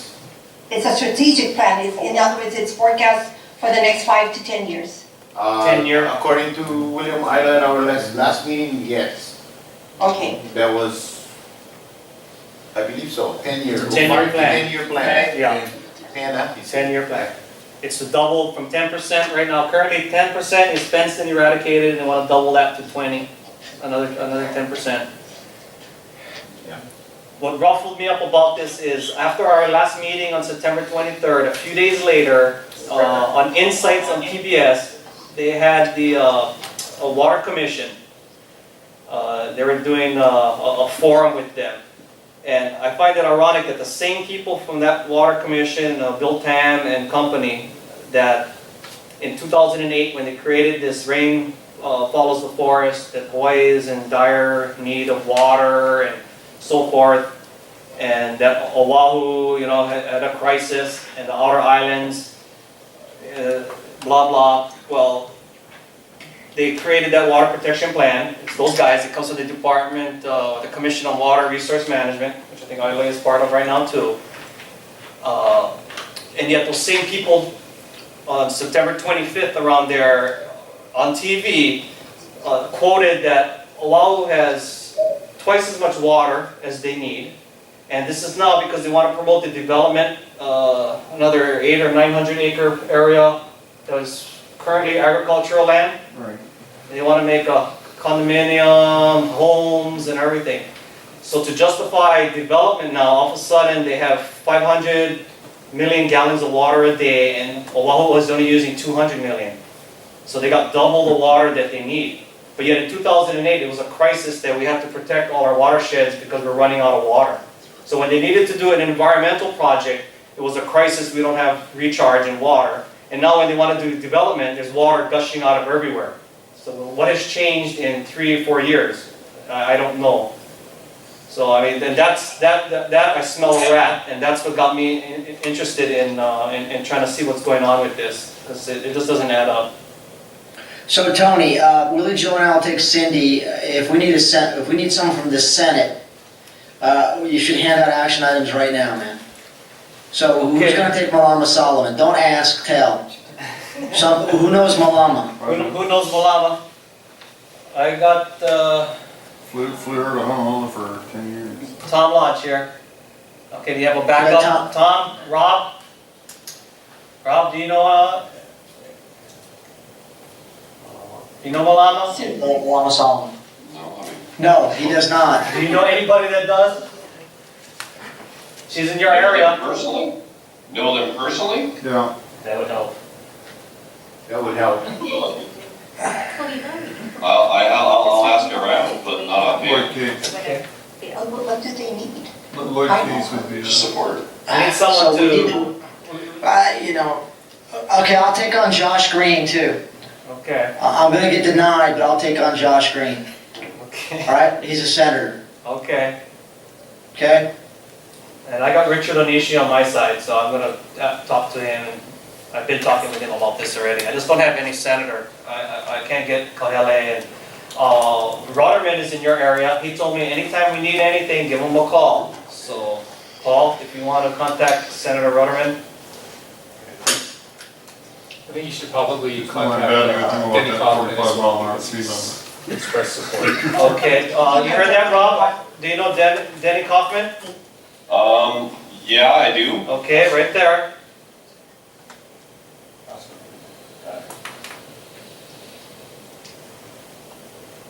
So what we need to do is kind of formulate like a plan or a fact sheet or something like that, that everybody has, and then you can go and meet them and show them what you have. So who's got the fact sheet? Who's got the fact sheet? For the watershed, Yeah. that's something we can pull from all the other documents. We can But it means do that. like something quick, like this little one that I made, but it doesn't have to be in that format, but just something like that, explaining a little bit, so that, No, I'm gonna go talk to these guys. You need talking points. yeah, talking points, there you go. Pull some stuff out of there, pull some stuff out of the USGS server that you Yeah, had, yeah. and then, I have Yes. stuff, but it's just, it's like everything, so I can get the information, I just don't have time to put it together, so I need somebody to put it together. just send me what you got. See what I Okay. can do. All right, okay. All Paul? right, so we're gonna hold off, we'll set up meetings, but we need a fact sheet, right? Yeah. So we're all literate when we go talk to these guys. Okay, so Paul and Tom will work on a fact sheet. I'll provide them with some information if you guys have anything. And then, do we need to actually vote on that, No, Bobby, to make a fact sheet? no. No? Okay. And just one note, that's why forming a caucus is so important. I mean, this is one of those reasons, Yeah. because the caucus will be there, the networking Yeah, is there. absolutely. That's the bottom line, that is the whole purpose of the caucus. I'm sold. Is, I mean, not to change the No, subject, sorry. absolutely. All right, thank you. All right, let's move on. Families of Field program. Tom, Okay. I just had yours right here. You guys have? Action plan, yeah, I passed it out. Everybody's got an action plan. There's one extra one here. Anybody want to see? Oh, a couple, you got one? Okay, you folks remember what Family of the Field is? It's a program where we're looking for new hunters, people that haven't been hunting before, youngsters, or anybody who hasn't been introduced to hunting to try and get them involved in hunting. And we also have some, attached to this action sheet, also is some proposed language that we would like to use for legislation to enact this or enable this. If you guys see anything in there that's not right, let me know. But it's in that Families of the Field. It's called a Hawaii Hunting Participant Permit. And it's to allow people for up to the second second fiscal year of a hunting license. So that if they come in, in December, they don't have to, quit that next June 30th, they can go until the following June 30th, maybe a year and a half or whatever. And kids 7 can go up through age 10, where they then have to go into the Hunter Ed program. If they want to continue hunting afterwards, they're going to have to take the Hunter Ed program. And this is where we're going to probably get the most of our resistance. The Hunter Ed program is for anybody out there that doesn't have a Hunter Ed class under their belt. So I did talk to the Hunter Ed program this morning. Ox did support this. He's saying, well, now I got to go talk to the Fed, see if they'll give us money for this and whatever. So anyway, we'll see how that goes. But there are some things that we can do. We need to start introducing people to this program. And legislators, I have PowerPoint that can be emailed.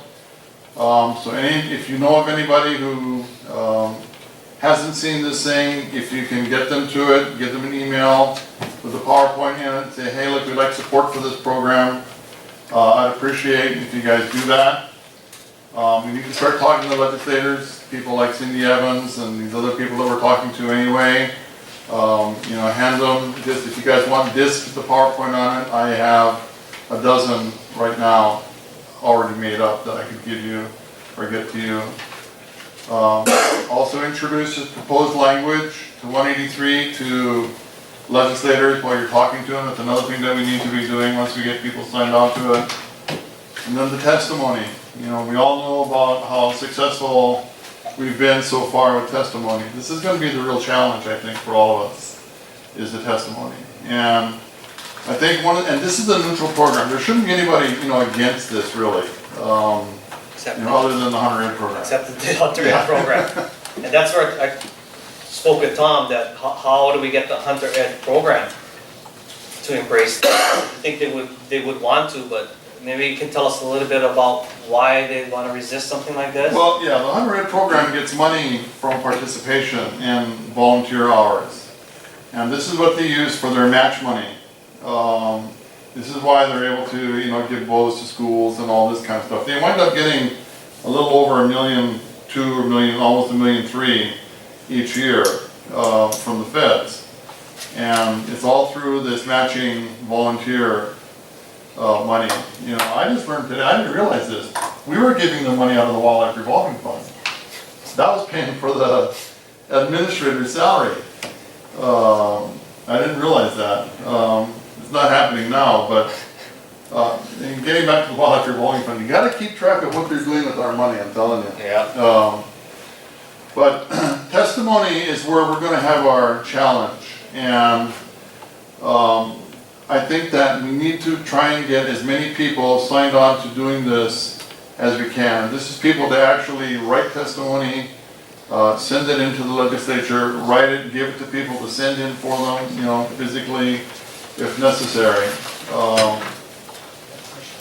This is something that I think is going to be really difficult for us, but we can learn from this exercise. This is a neutral program. This doesn't have anybody who should be against it.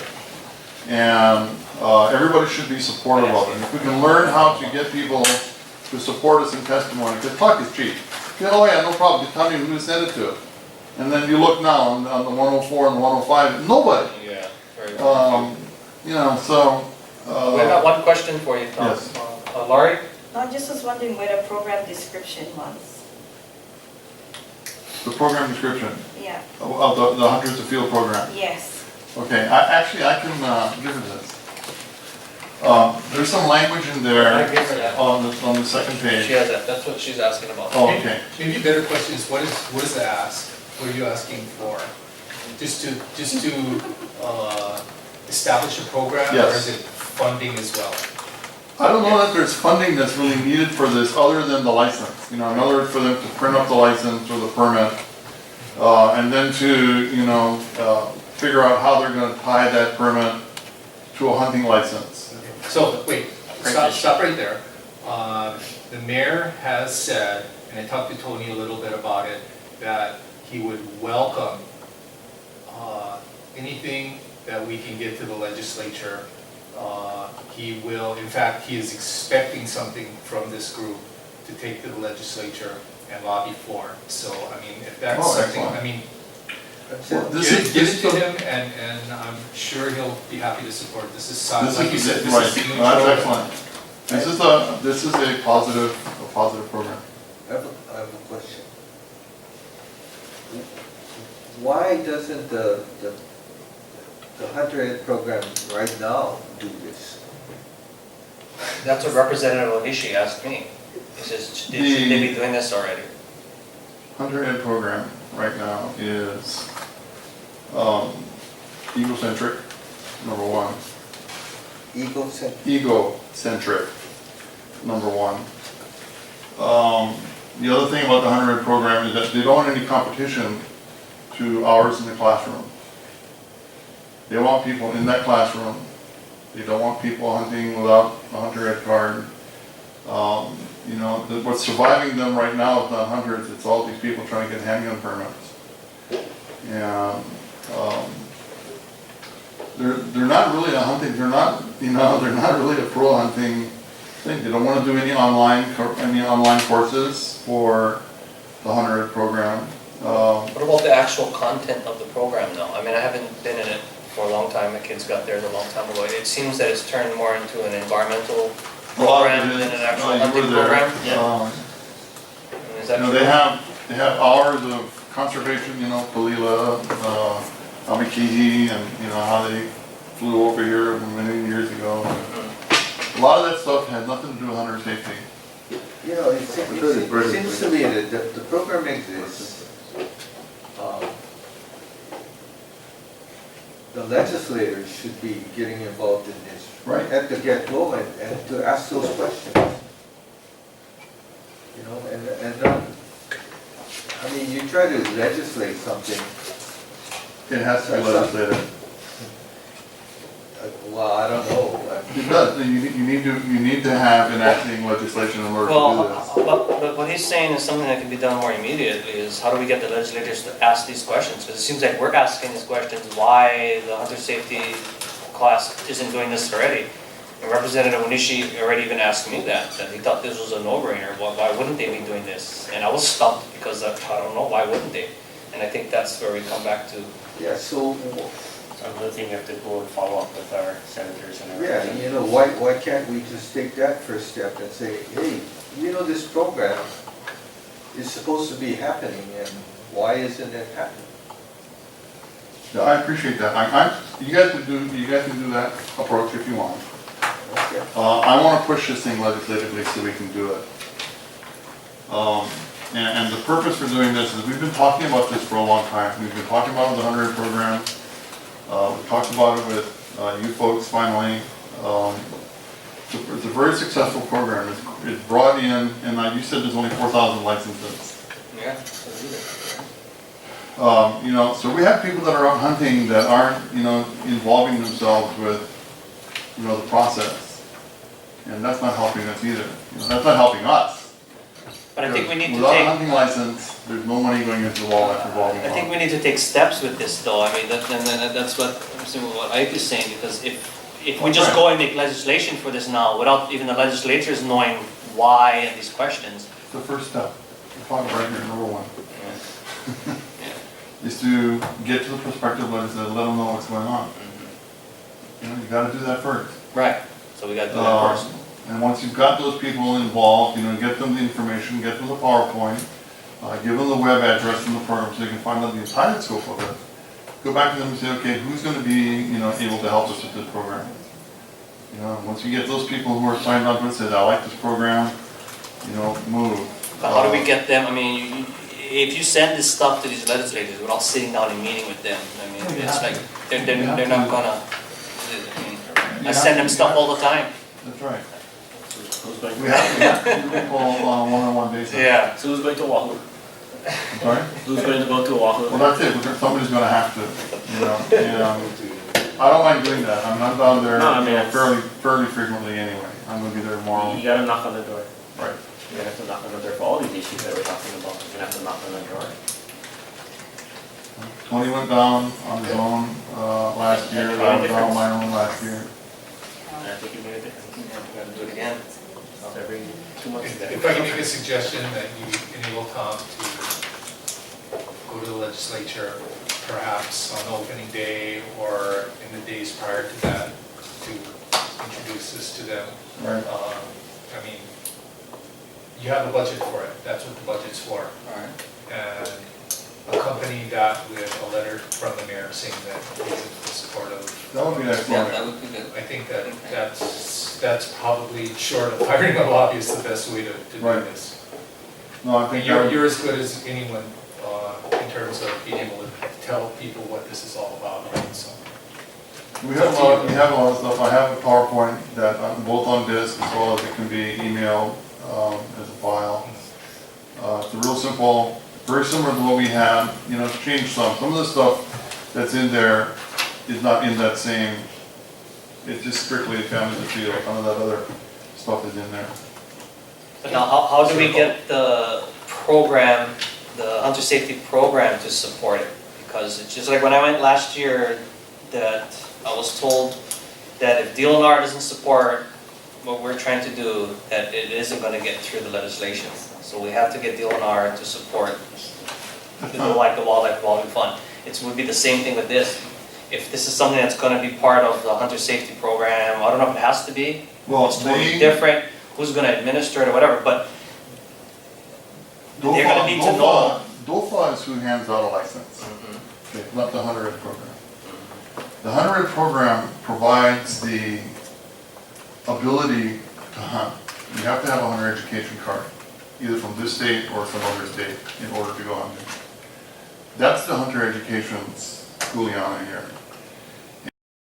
Honolulu, talk to legislators for a couple of days. Does that have to be a special agenda item? I don't think so. Yeah, we already had it on the Yeah, agenda it's a on few the agenda. times. Just making sure. I want to get I second that. 2 months later, then we can approve it. Oh, yeah. Thank you. Okay, it was seconded by Ike. All in favor? Aye. Opposed? Ayes have it. All right, thank you, Tom. Okay, new business.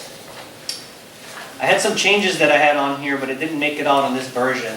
But I'll just start with, there was quite a few questions from people in the public, and hunter and non-hunters, about pesticide use in the watersheds. So I just wanted to touch bases with what is construed as a watershed. And it's a very good question. Does anybody have any experience in watershed? I was hoping Lisa would be here.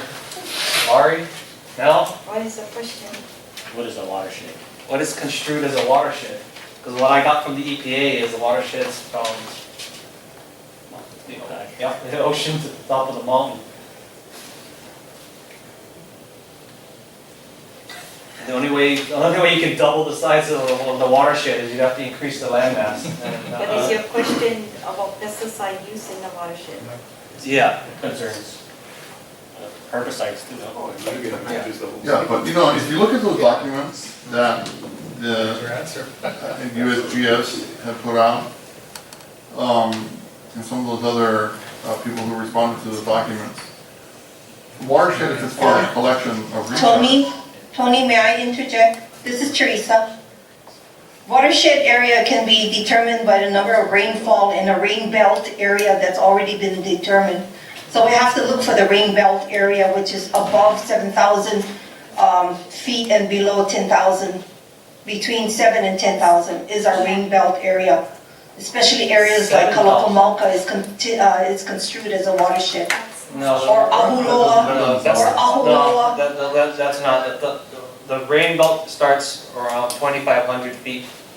You get up over 6,000 feet, that's the top of the cloud layer already. I go through it every day up the Saturn Road up to Mauna Kea.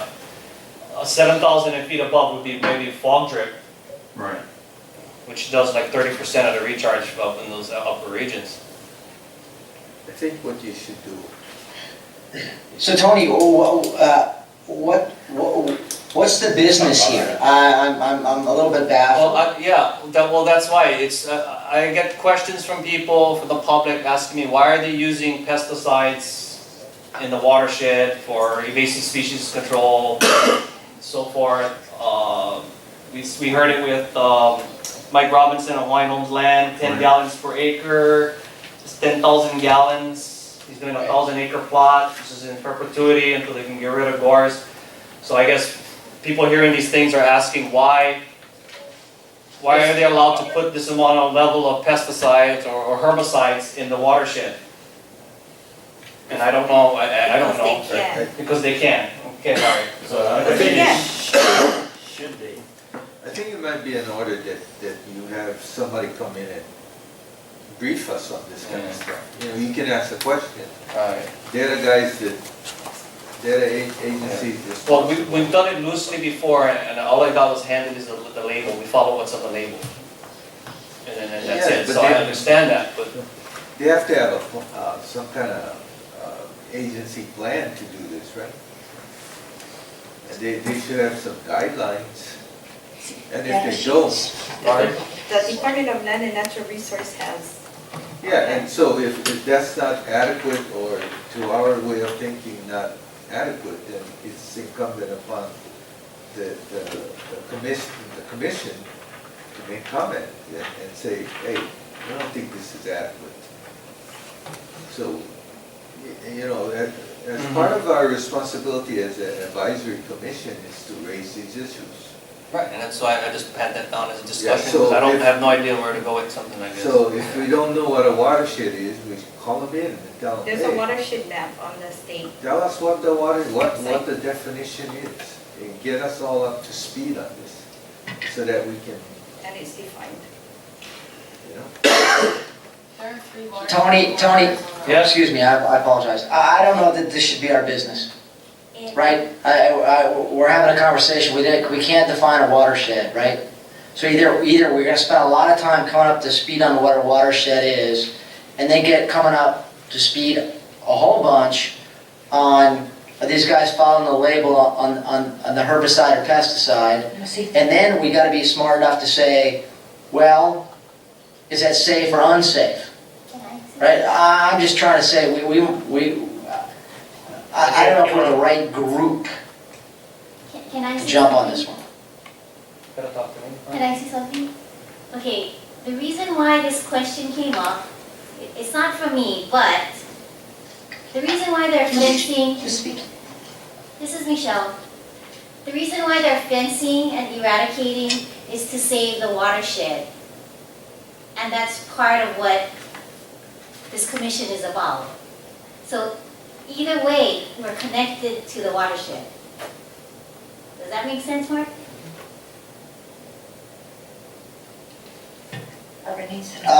Yeah, I guess. I just don't know that the expertise resides in this room to answer that, right? Well, maybe I don't know, that's- I'm struggling with this one. Okay, well, maybe it's a simpler question, do you approve of pesticides and herbicides being sprayed into the watershed that could potentially go into your drinking water?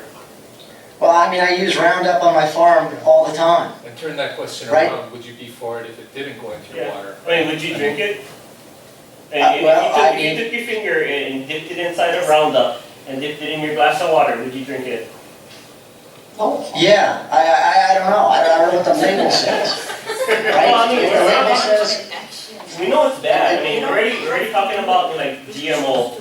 They're already trying to ban GMO. It's been banned.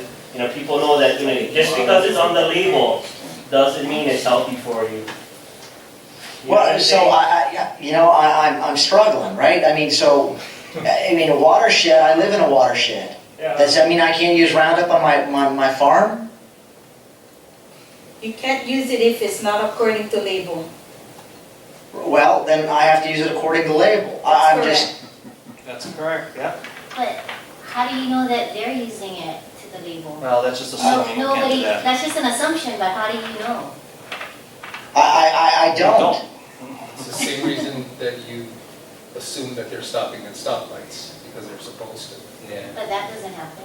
Well, sometimes. So it's a happens management most of the action, time. yeah? Yeah, You Laurie don't Laurie have touched to it. choose to do it. Yeah, Laurie made a good point that this is a management action. That they don't have to use herbicides, but it's part of their action, part of their management. And there's other ways that they could do things, but I think that's what you're trying to say, right? Well, this issue is a broad issue, but you're talking about pesticides in a watershed. First of all, there is a defined watershed. That's Laurie. And it's on the map. This is Laurie.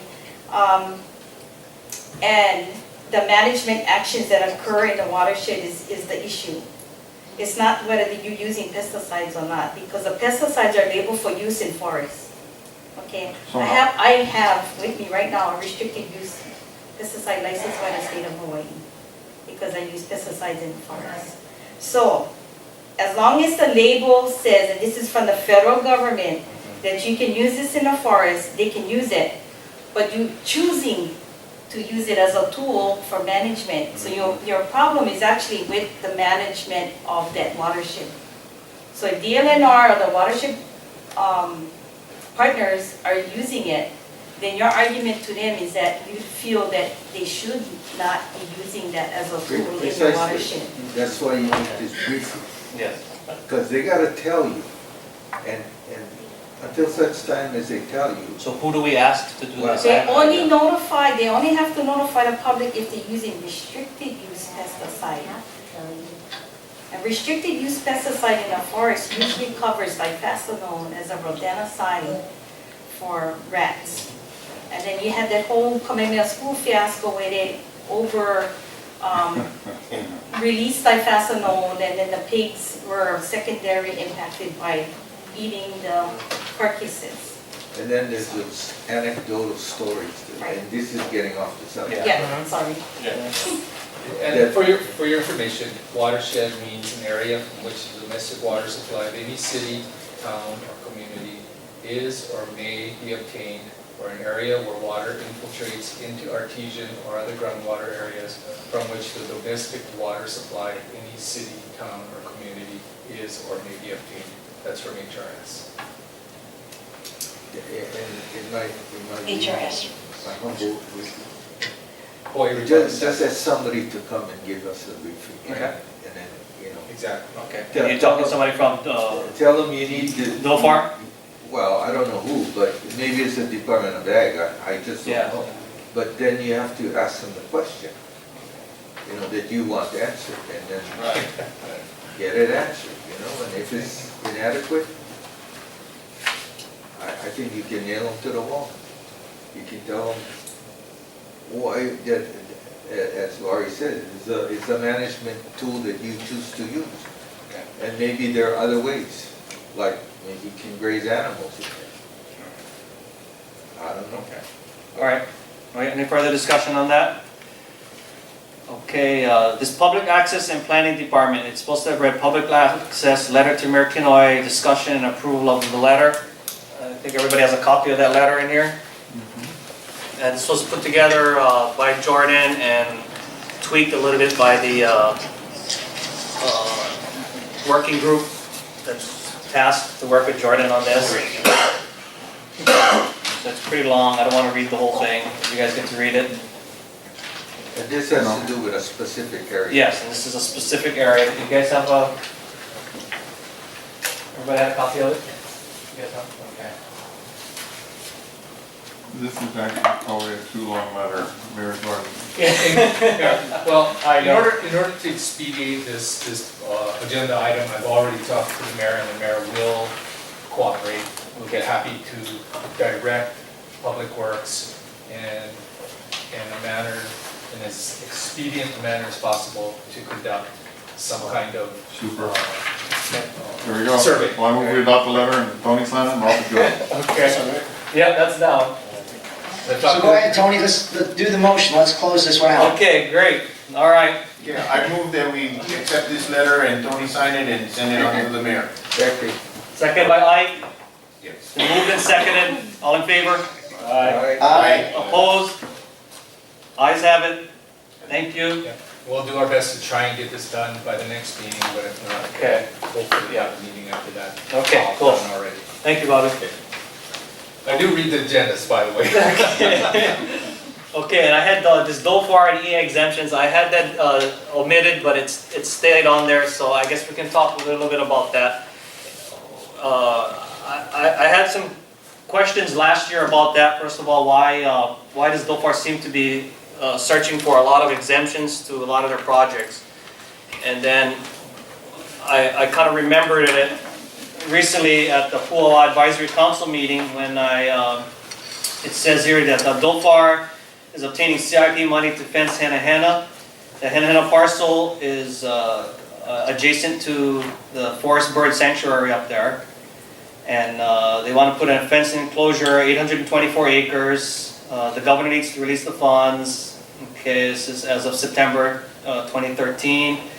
And then DOFAR's MOU and wrote a Bill-Lunar submittal to ask to be able to contract out the fencing and to request an exemption for the conservation unit from Chapter 343. And as you know, Chapter 343 deals with environmental, either impact statements or an EA or so forth.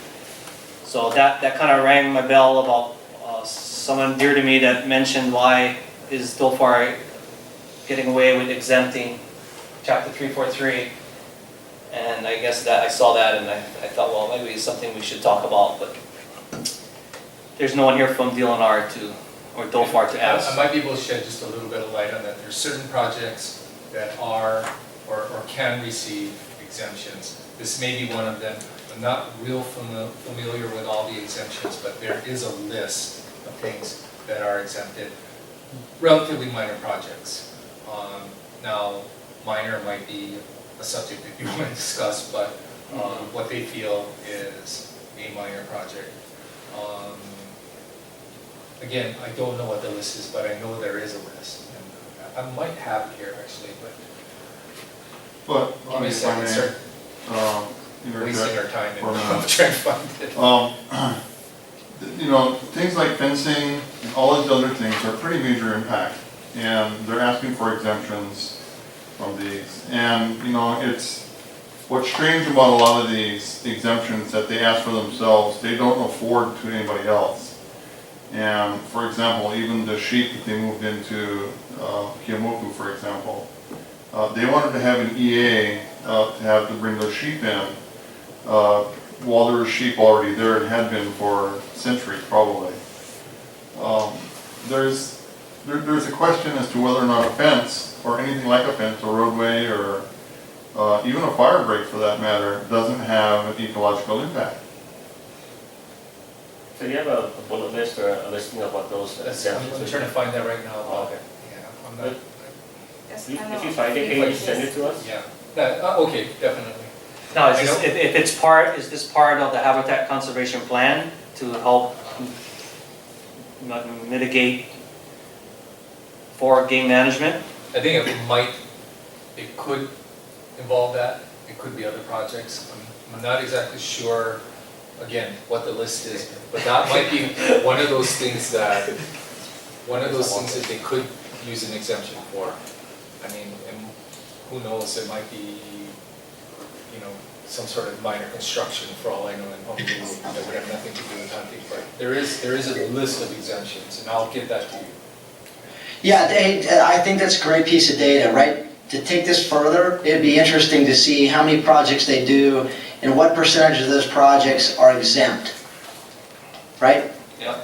I mean, if it's 2%, that's one thing. If it's 65%, now we're talking, right?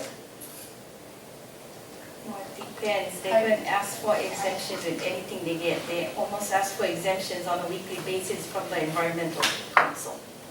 Some they don't even have to ask, so they wouldn't be tracked. So you wouldn't have that data. You got that, Mark?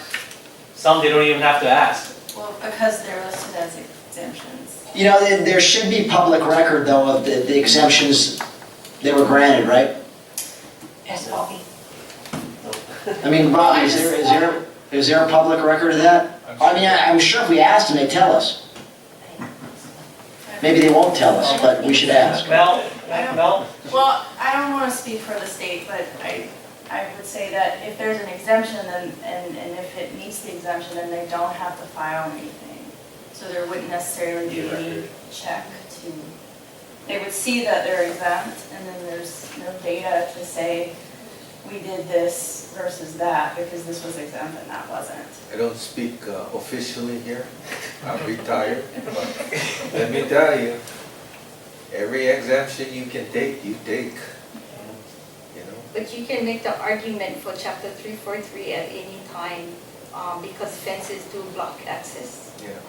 And so, you can always file an intervention, or you can say upfront that you may have an issue, and that may trigger chapter 343, and then they would have to at least do at the very least an assessment, which is different from an impact study. I found it here, there's 6 classes of exemptions, and then there is a list of things that cannot be exempt.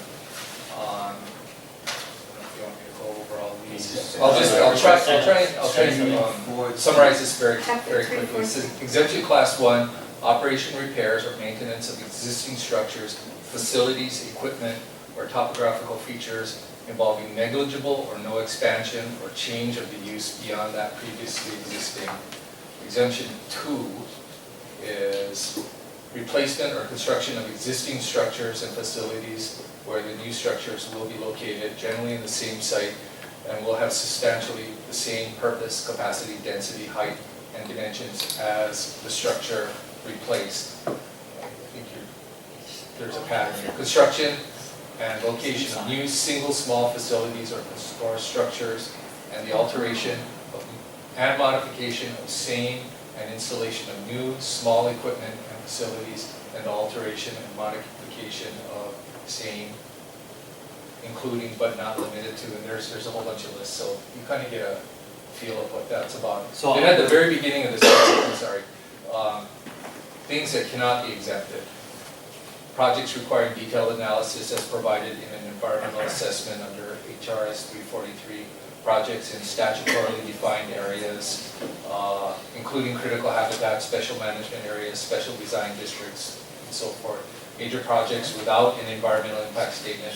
Major projects without programs to encourage public input into the design or siting of the project. Anything you can get away with, you get away with. So They're getting away with So it. hypothetical question. I will Well, email Kia that should have had an EA then. to you right now, You and should you can have. distribute You have it. blind copy. Well, Lori brought up one question, or one point that, you know, we as hunters should be having them address, and that is that, when you talk about access, it also stops, you know, game animal or any animal access, egress, movement as well. And, you know, animals that are contained are going to damage their habitat, number one. Number two, you know, if they use that as an excuse and to go in and eradicate these animals, but that's not their game to modify. I mean, it's not theirs to just willy-nilly say, well, they don't belong here. Fencing and things like this make a big impact on our game. Well, remember the trigger for chapter 343 is also federal and state funds, use of federal and state funds. That's enough to to trigger an EA. The only argument they can use in an EA to get an exemption from the environmental council is to see a similar project in the same general area and say that there will be no other impacts on an EA that was previously done for a similar project. In that case, a council might just exempt it. Well, one of the things That's that, what they're doing, excuse me, Tom, but that's what they're doing here because this project got federal funds. As part of this And fencing remember, unit. every time you do federal funds, like you did chapter 183, it triggers section 7 on consultation. So then, how come they're asking for an exemption to an EA if they're getting federal funds for this project? Excuse me, Tony, anytime federal funds is used, section 106, consultation process to Native Hawaiian organization must step into play.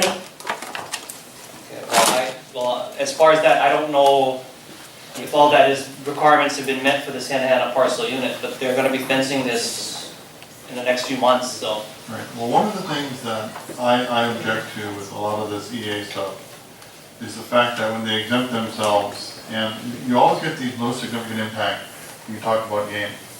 Because, you know, they don't consider that it impacts us as a community.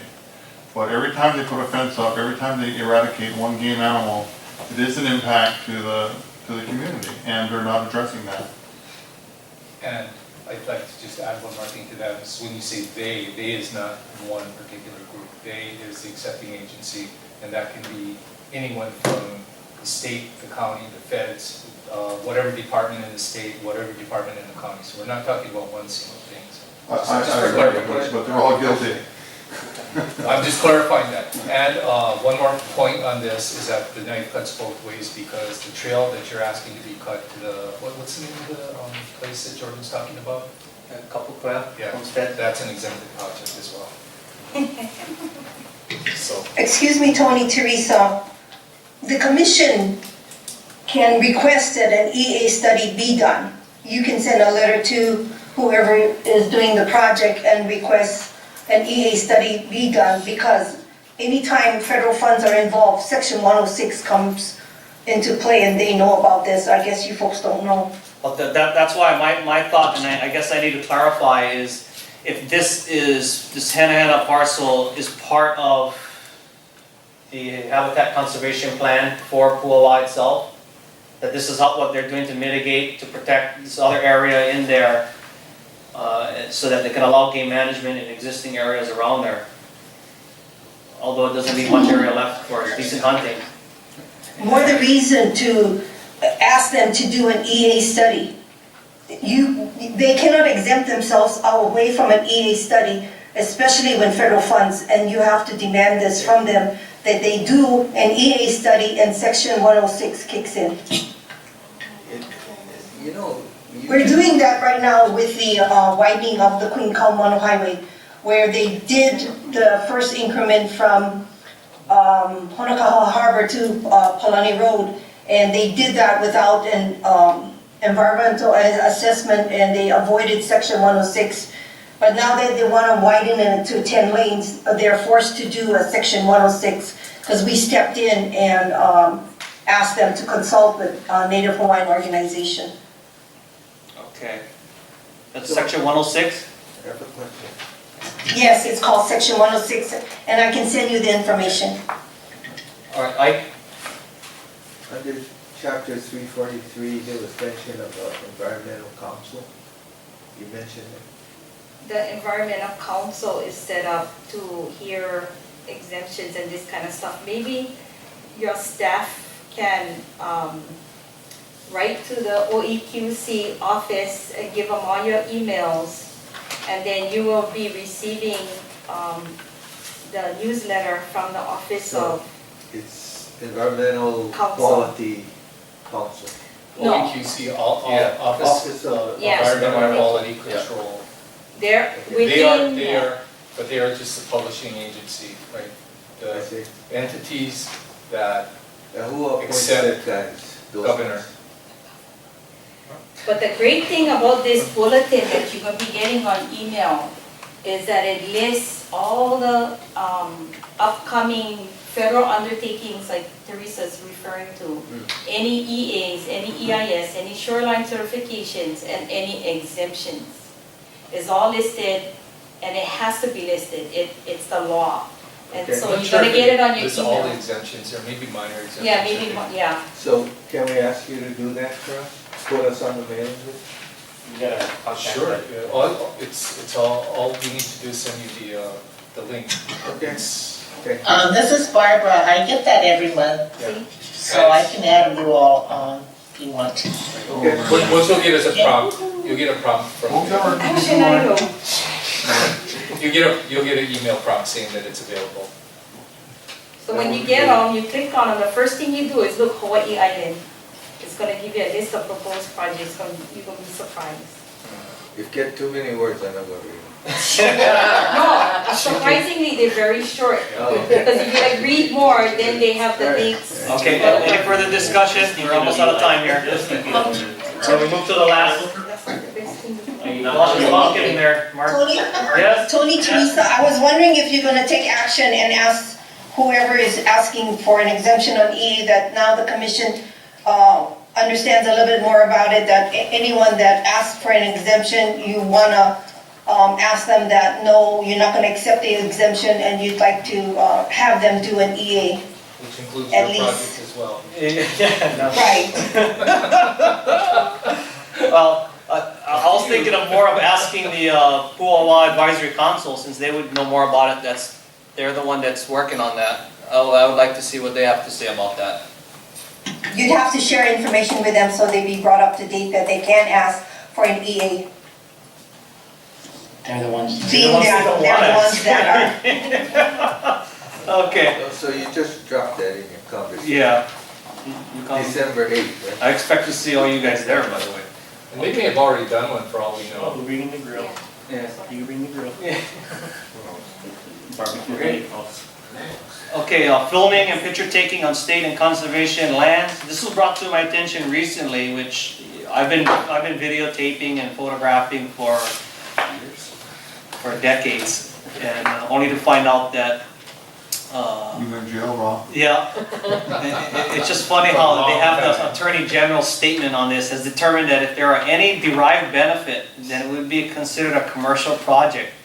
In your case, since you're sharing the footage over the internet, there is a derived benefit to you, even though no money changes hands, and is therefore a commercial project. So therefore, you'd have to apply for a permit and $1 million insurance policy or something to go along with that. So if you're at a state beach taking pictures of your kids and video and you put it on the internet, then you're subject to this. Lucky there's no penalty, I think, involved in it, right? So just thought that was kind of unusual, and I wanted to let you guys know that the reason why this came up is we went in toward the Puawa conservation plots last week, and one person requested if they could do some video, and they told us that we would have to pull a permit to do some video and stuff like that. And we thought, well, we just want to see successes and challenges in conservation in that area, and why can't we share that with people? I mean, I don't see what's so secretive about information and knowledge, so, well, we just did it anyway, took pictures and did what we have to do. But, so, if anybody wants to add anything to that, or? So if you're on vacation, somebody from Manning comes out on vacation, they're taking pictures on the beach, Yeah. taking a movie on the beach. Yeah, Put it on their Facebook page. yeah, You're supposed to pull a permit. according to the Attorney General. Just clarify. Yeah. Right, got it. That's ridiculous. Okay, That's worth legislation right there, by the way. it's worth it as I know. Okay, anything else to add? Anybody has anything? Okay, next meeting, I haven't figured that out yet. Oh, no, I do have one, I apologize. Sure. You know, I would suggest that this, the GMAC here, actually, comment about this History Channel show that's going on. Not on the agenda. No, On the new business. I know it's not on the agenda, for the next agenda. Is that what you're asking for, Tony? Yeah, for next agenda under, For next agenda? it'd be new business for next time. So moved. Right. I agree. Okay. Now, you know, if we're gonna talk about that, this room not gonna be big enough. Yeah. You guys realize that? You have to make a motion? Yeah, why not? Yeah, No, I don't think you have to.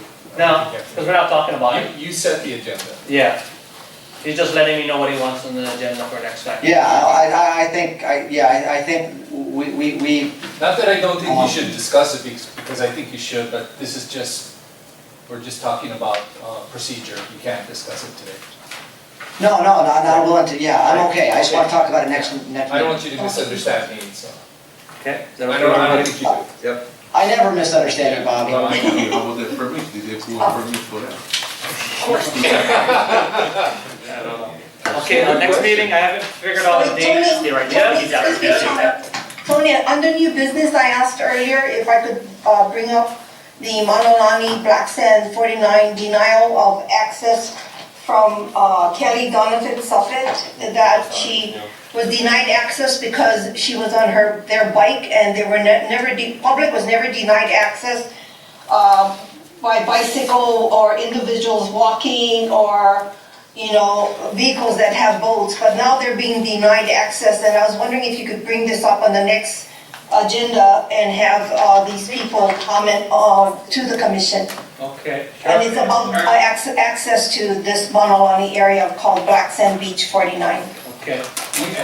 You can go ahead and testify regarding that as a member of the public right now. They can't discuss it, but they can bring it up at the next meeting. It's up to you, whichever way you want to do it. We sent to everyone to have a copy of it. I was wondering if you have it in your packet. I have a copy. Yeah, and you can read it, how these people were denied public access. Yeah, it is in the packet, actually. It's the one that's marked email, yeah? Yes. Okay, so we'll do that for next week. Okay. And one question more, sorry, one more question, Tony. Where do you live, Teresa? Kalawa. Okay. Oh, well. I thought you might be a perfect candidate to replace Cleon, but you don't live in the right district, so.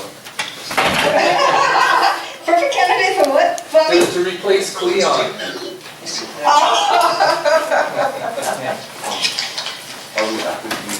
Yes, if you have it. And one more, real quick. One more real quick announcement. If you do know someone who is interested, please let them know to fill out an application. They have to live in that, what's it, District 9? 9, yeah. Yeah, okay. It was either 9 or 1, but Yeah. they need to live in that district. But if you know of someone who's interested, please let us know. It's a challenge to get anyone done these things, and we're very happy that you guys I are. talked to someone, but he's gonna retire soon here, and he might be interested. Okay. So, then, we're Please just waiting for him to retire. Please fill out the paperwork. Okay, okay. And then also the Puawa Advisory Council meeting is December 8th, 2 to 4 p.m. at the Puawa Lake House. And I would like you guys to attend. Mark and Rob, it's your guys' area. I highly recommend that you guys go to this meeting. You gotta get engaged in this. This Puawa Advisory Council is making major decisions for that Puawa out there. And there's 3 positions on there that's supposed to be like resource and recreational, you know, like advisement on there. And there's only one guy that's a real hunter, and he's about to quit. The other 2 that are on there are transplants, and one's an environmentalist hunter, and the other one I have no idea. So when I went to the last 2 quarterly meetings, I get hammered every time. It's a specific agenda that's going on over there, and I mean, hunting's supposed to be a big part of Puawa with the habitat conservation plan and everything, and there is basically no input or support or anything from the hunting, so they're just bypassing all that. It's number 36 on their list of 1 to 36 or 38. And yet, we're fighting for this habitat conservation plan and all this stuff going on in Puawa for sustainable hunting and game management plan and all. And when I see that the advisory council out there has hunting number 36 on their priority list, that tells me that they're not doing what I think they should be doing. And I think it would behoove us if you guys go ahead, listen, and see what's going on. So I'd appreciate it. I'll be there. Like to see you guys there. Thank you. Okay, we'll see what we can do. Thank you. Okay. All right, let's see, where are we? It's at the end. Any meeting next month? It's big Christmas and everything. I don't think we're gonna be able to make that up. We should make it for February, so we can get through the legislative beginning too. Starts in January, legislative. The legislative starts in January, so we should have. Ending towards the ending of January. Well, beginning of February, probably. Okay, better. how about the beginning of February, somewhere around that time, to be announced? Is that okay?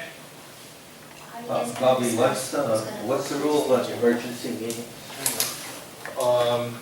6 days in advance. 6 days, okay. For our executive? You may have to do one agenda. How are you gonna? Yeah, no, So you I will be gone until January 15th, so we'll have to be after that. January 16th. Okay, well, we'll figure it out. All right. Wait, real quick, one other thing is, I think that you probably should talk with Willie Joe and Mark regarding whatever you spoke about at the caucus, and at least maybe have some way to take some of that information, or be able to disseminate it to other members of the legislature. At least give either yourself, Tom, or whoever's going over there with you, some sort of briefing so that you can let them know that these are the things that were discussed, and, you know, just educate more of and maybe we talked about that a little bit, but I think, you know, that's something that I think is really important. It sounded like it was very, very helpful. It was. Yes. One comment, if we all go to this December 8th meeting, Sunshine Law, we just kind of talk about any agenda business. What is? Sunshine. Puawa Advisory Council has their meeting on December If 8th. there's more than a quorum, more than what, 5 of us there? But we're not gonna talk about it. No, I'm just making sure. We're gonna talk about agenda business. I would say that no more than 4 of you should attend, just to, Question. and not speak to each other about that particular On subject. that issue, Yeah. Until you get to the. we have 9, well, 8, but 9 commissioners. We also have several of us who are also members of another organization. So what happens then? All I know is that when my son went to Kamehameha schools, he told me that there's a difference between, the Hawaiians have 2 words for correct. One is pono and one is polole. Pono is the righteous thing to do, and polole is the technically correct thing to do. So you go ahead and make that decision yourself. I don't know whether. Oh, the law, right? Carrie, can you enlighten us on this a little? If 4 or more of you go to any event, you can do that. You just need to agendize it on for your next meeting and discuss it publicly. That you guys aren't meeting before then. I think it's 5 or more, the quorum, right, you're talking about. It was 4, because the county council got busted going to a GMO summit and 4 of them showed up. So they had to agendize it and discuss it in public. Before or after we go? It was after. Is that legal? Is that correct? It's not. Wait, What's the word about it? I never heard that I'm word just before. trying to get. Polo? You know what, Hololei. Yeah. I'm gonna Yeah, know that one, Prefer that's a adjournment new one. at this point. Okay. I'm just trying to get other people engaged in some of the stuff that's going around. I don't have to go. Somebody can go in my place. You know, Let's go. there's situation Kind of you know, At least you're- at least before you're- you continue this, just Oh, yeah. adjourn the meeting. Ask me Okay. questions, Or I'll call tell you for the answer. executive session. I think it's getting a little bit too, you know. Yeah, okay, all right, do I hear a motion to adjourn? I move to adjourn. All in favor? Aye. Opposed? The ayes have it, meeting adjourned. Okay, who made the motion? I move, Tom second. No, I move. Move second. Tom moved, I second. Good night, guys, take care. Thank you, everybody, aye. And you Spell. know, Got a meeting there. now that we are Adjourn. Yeah.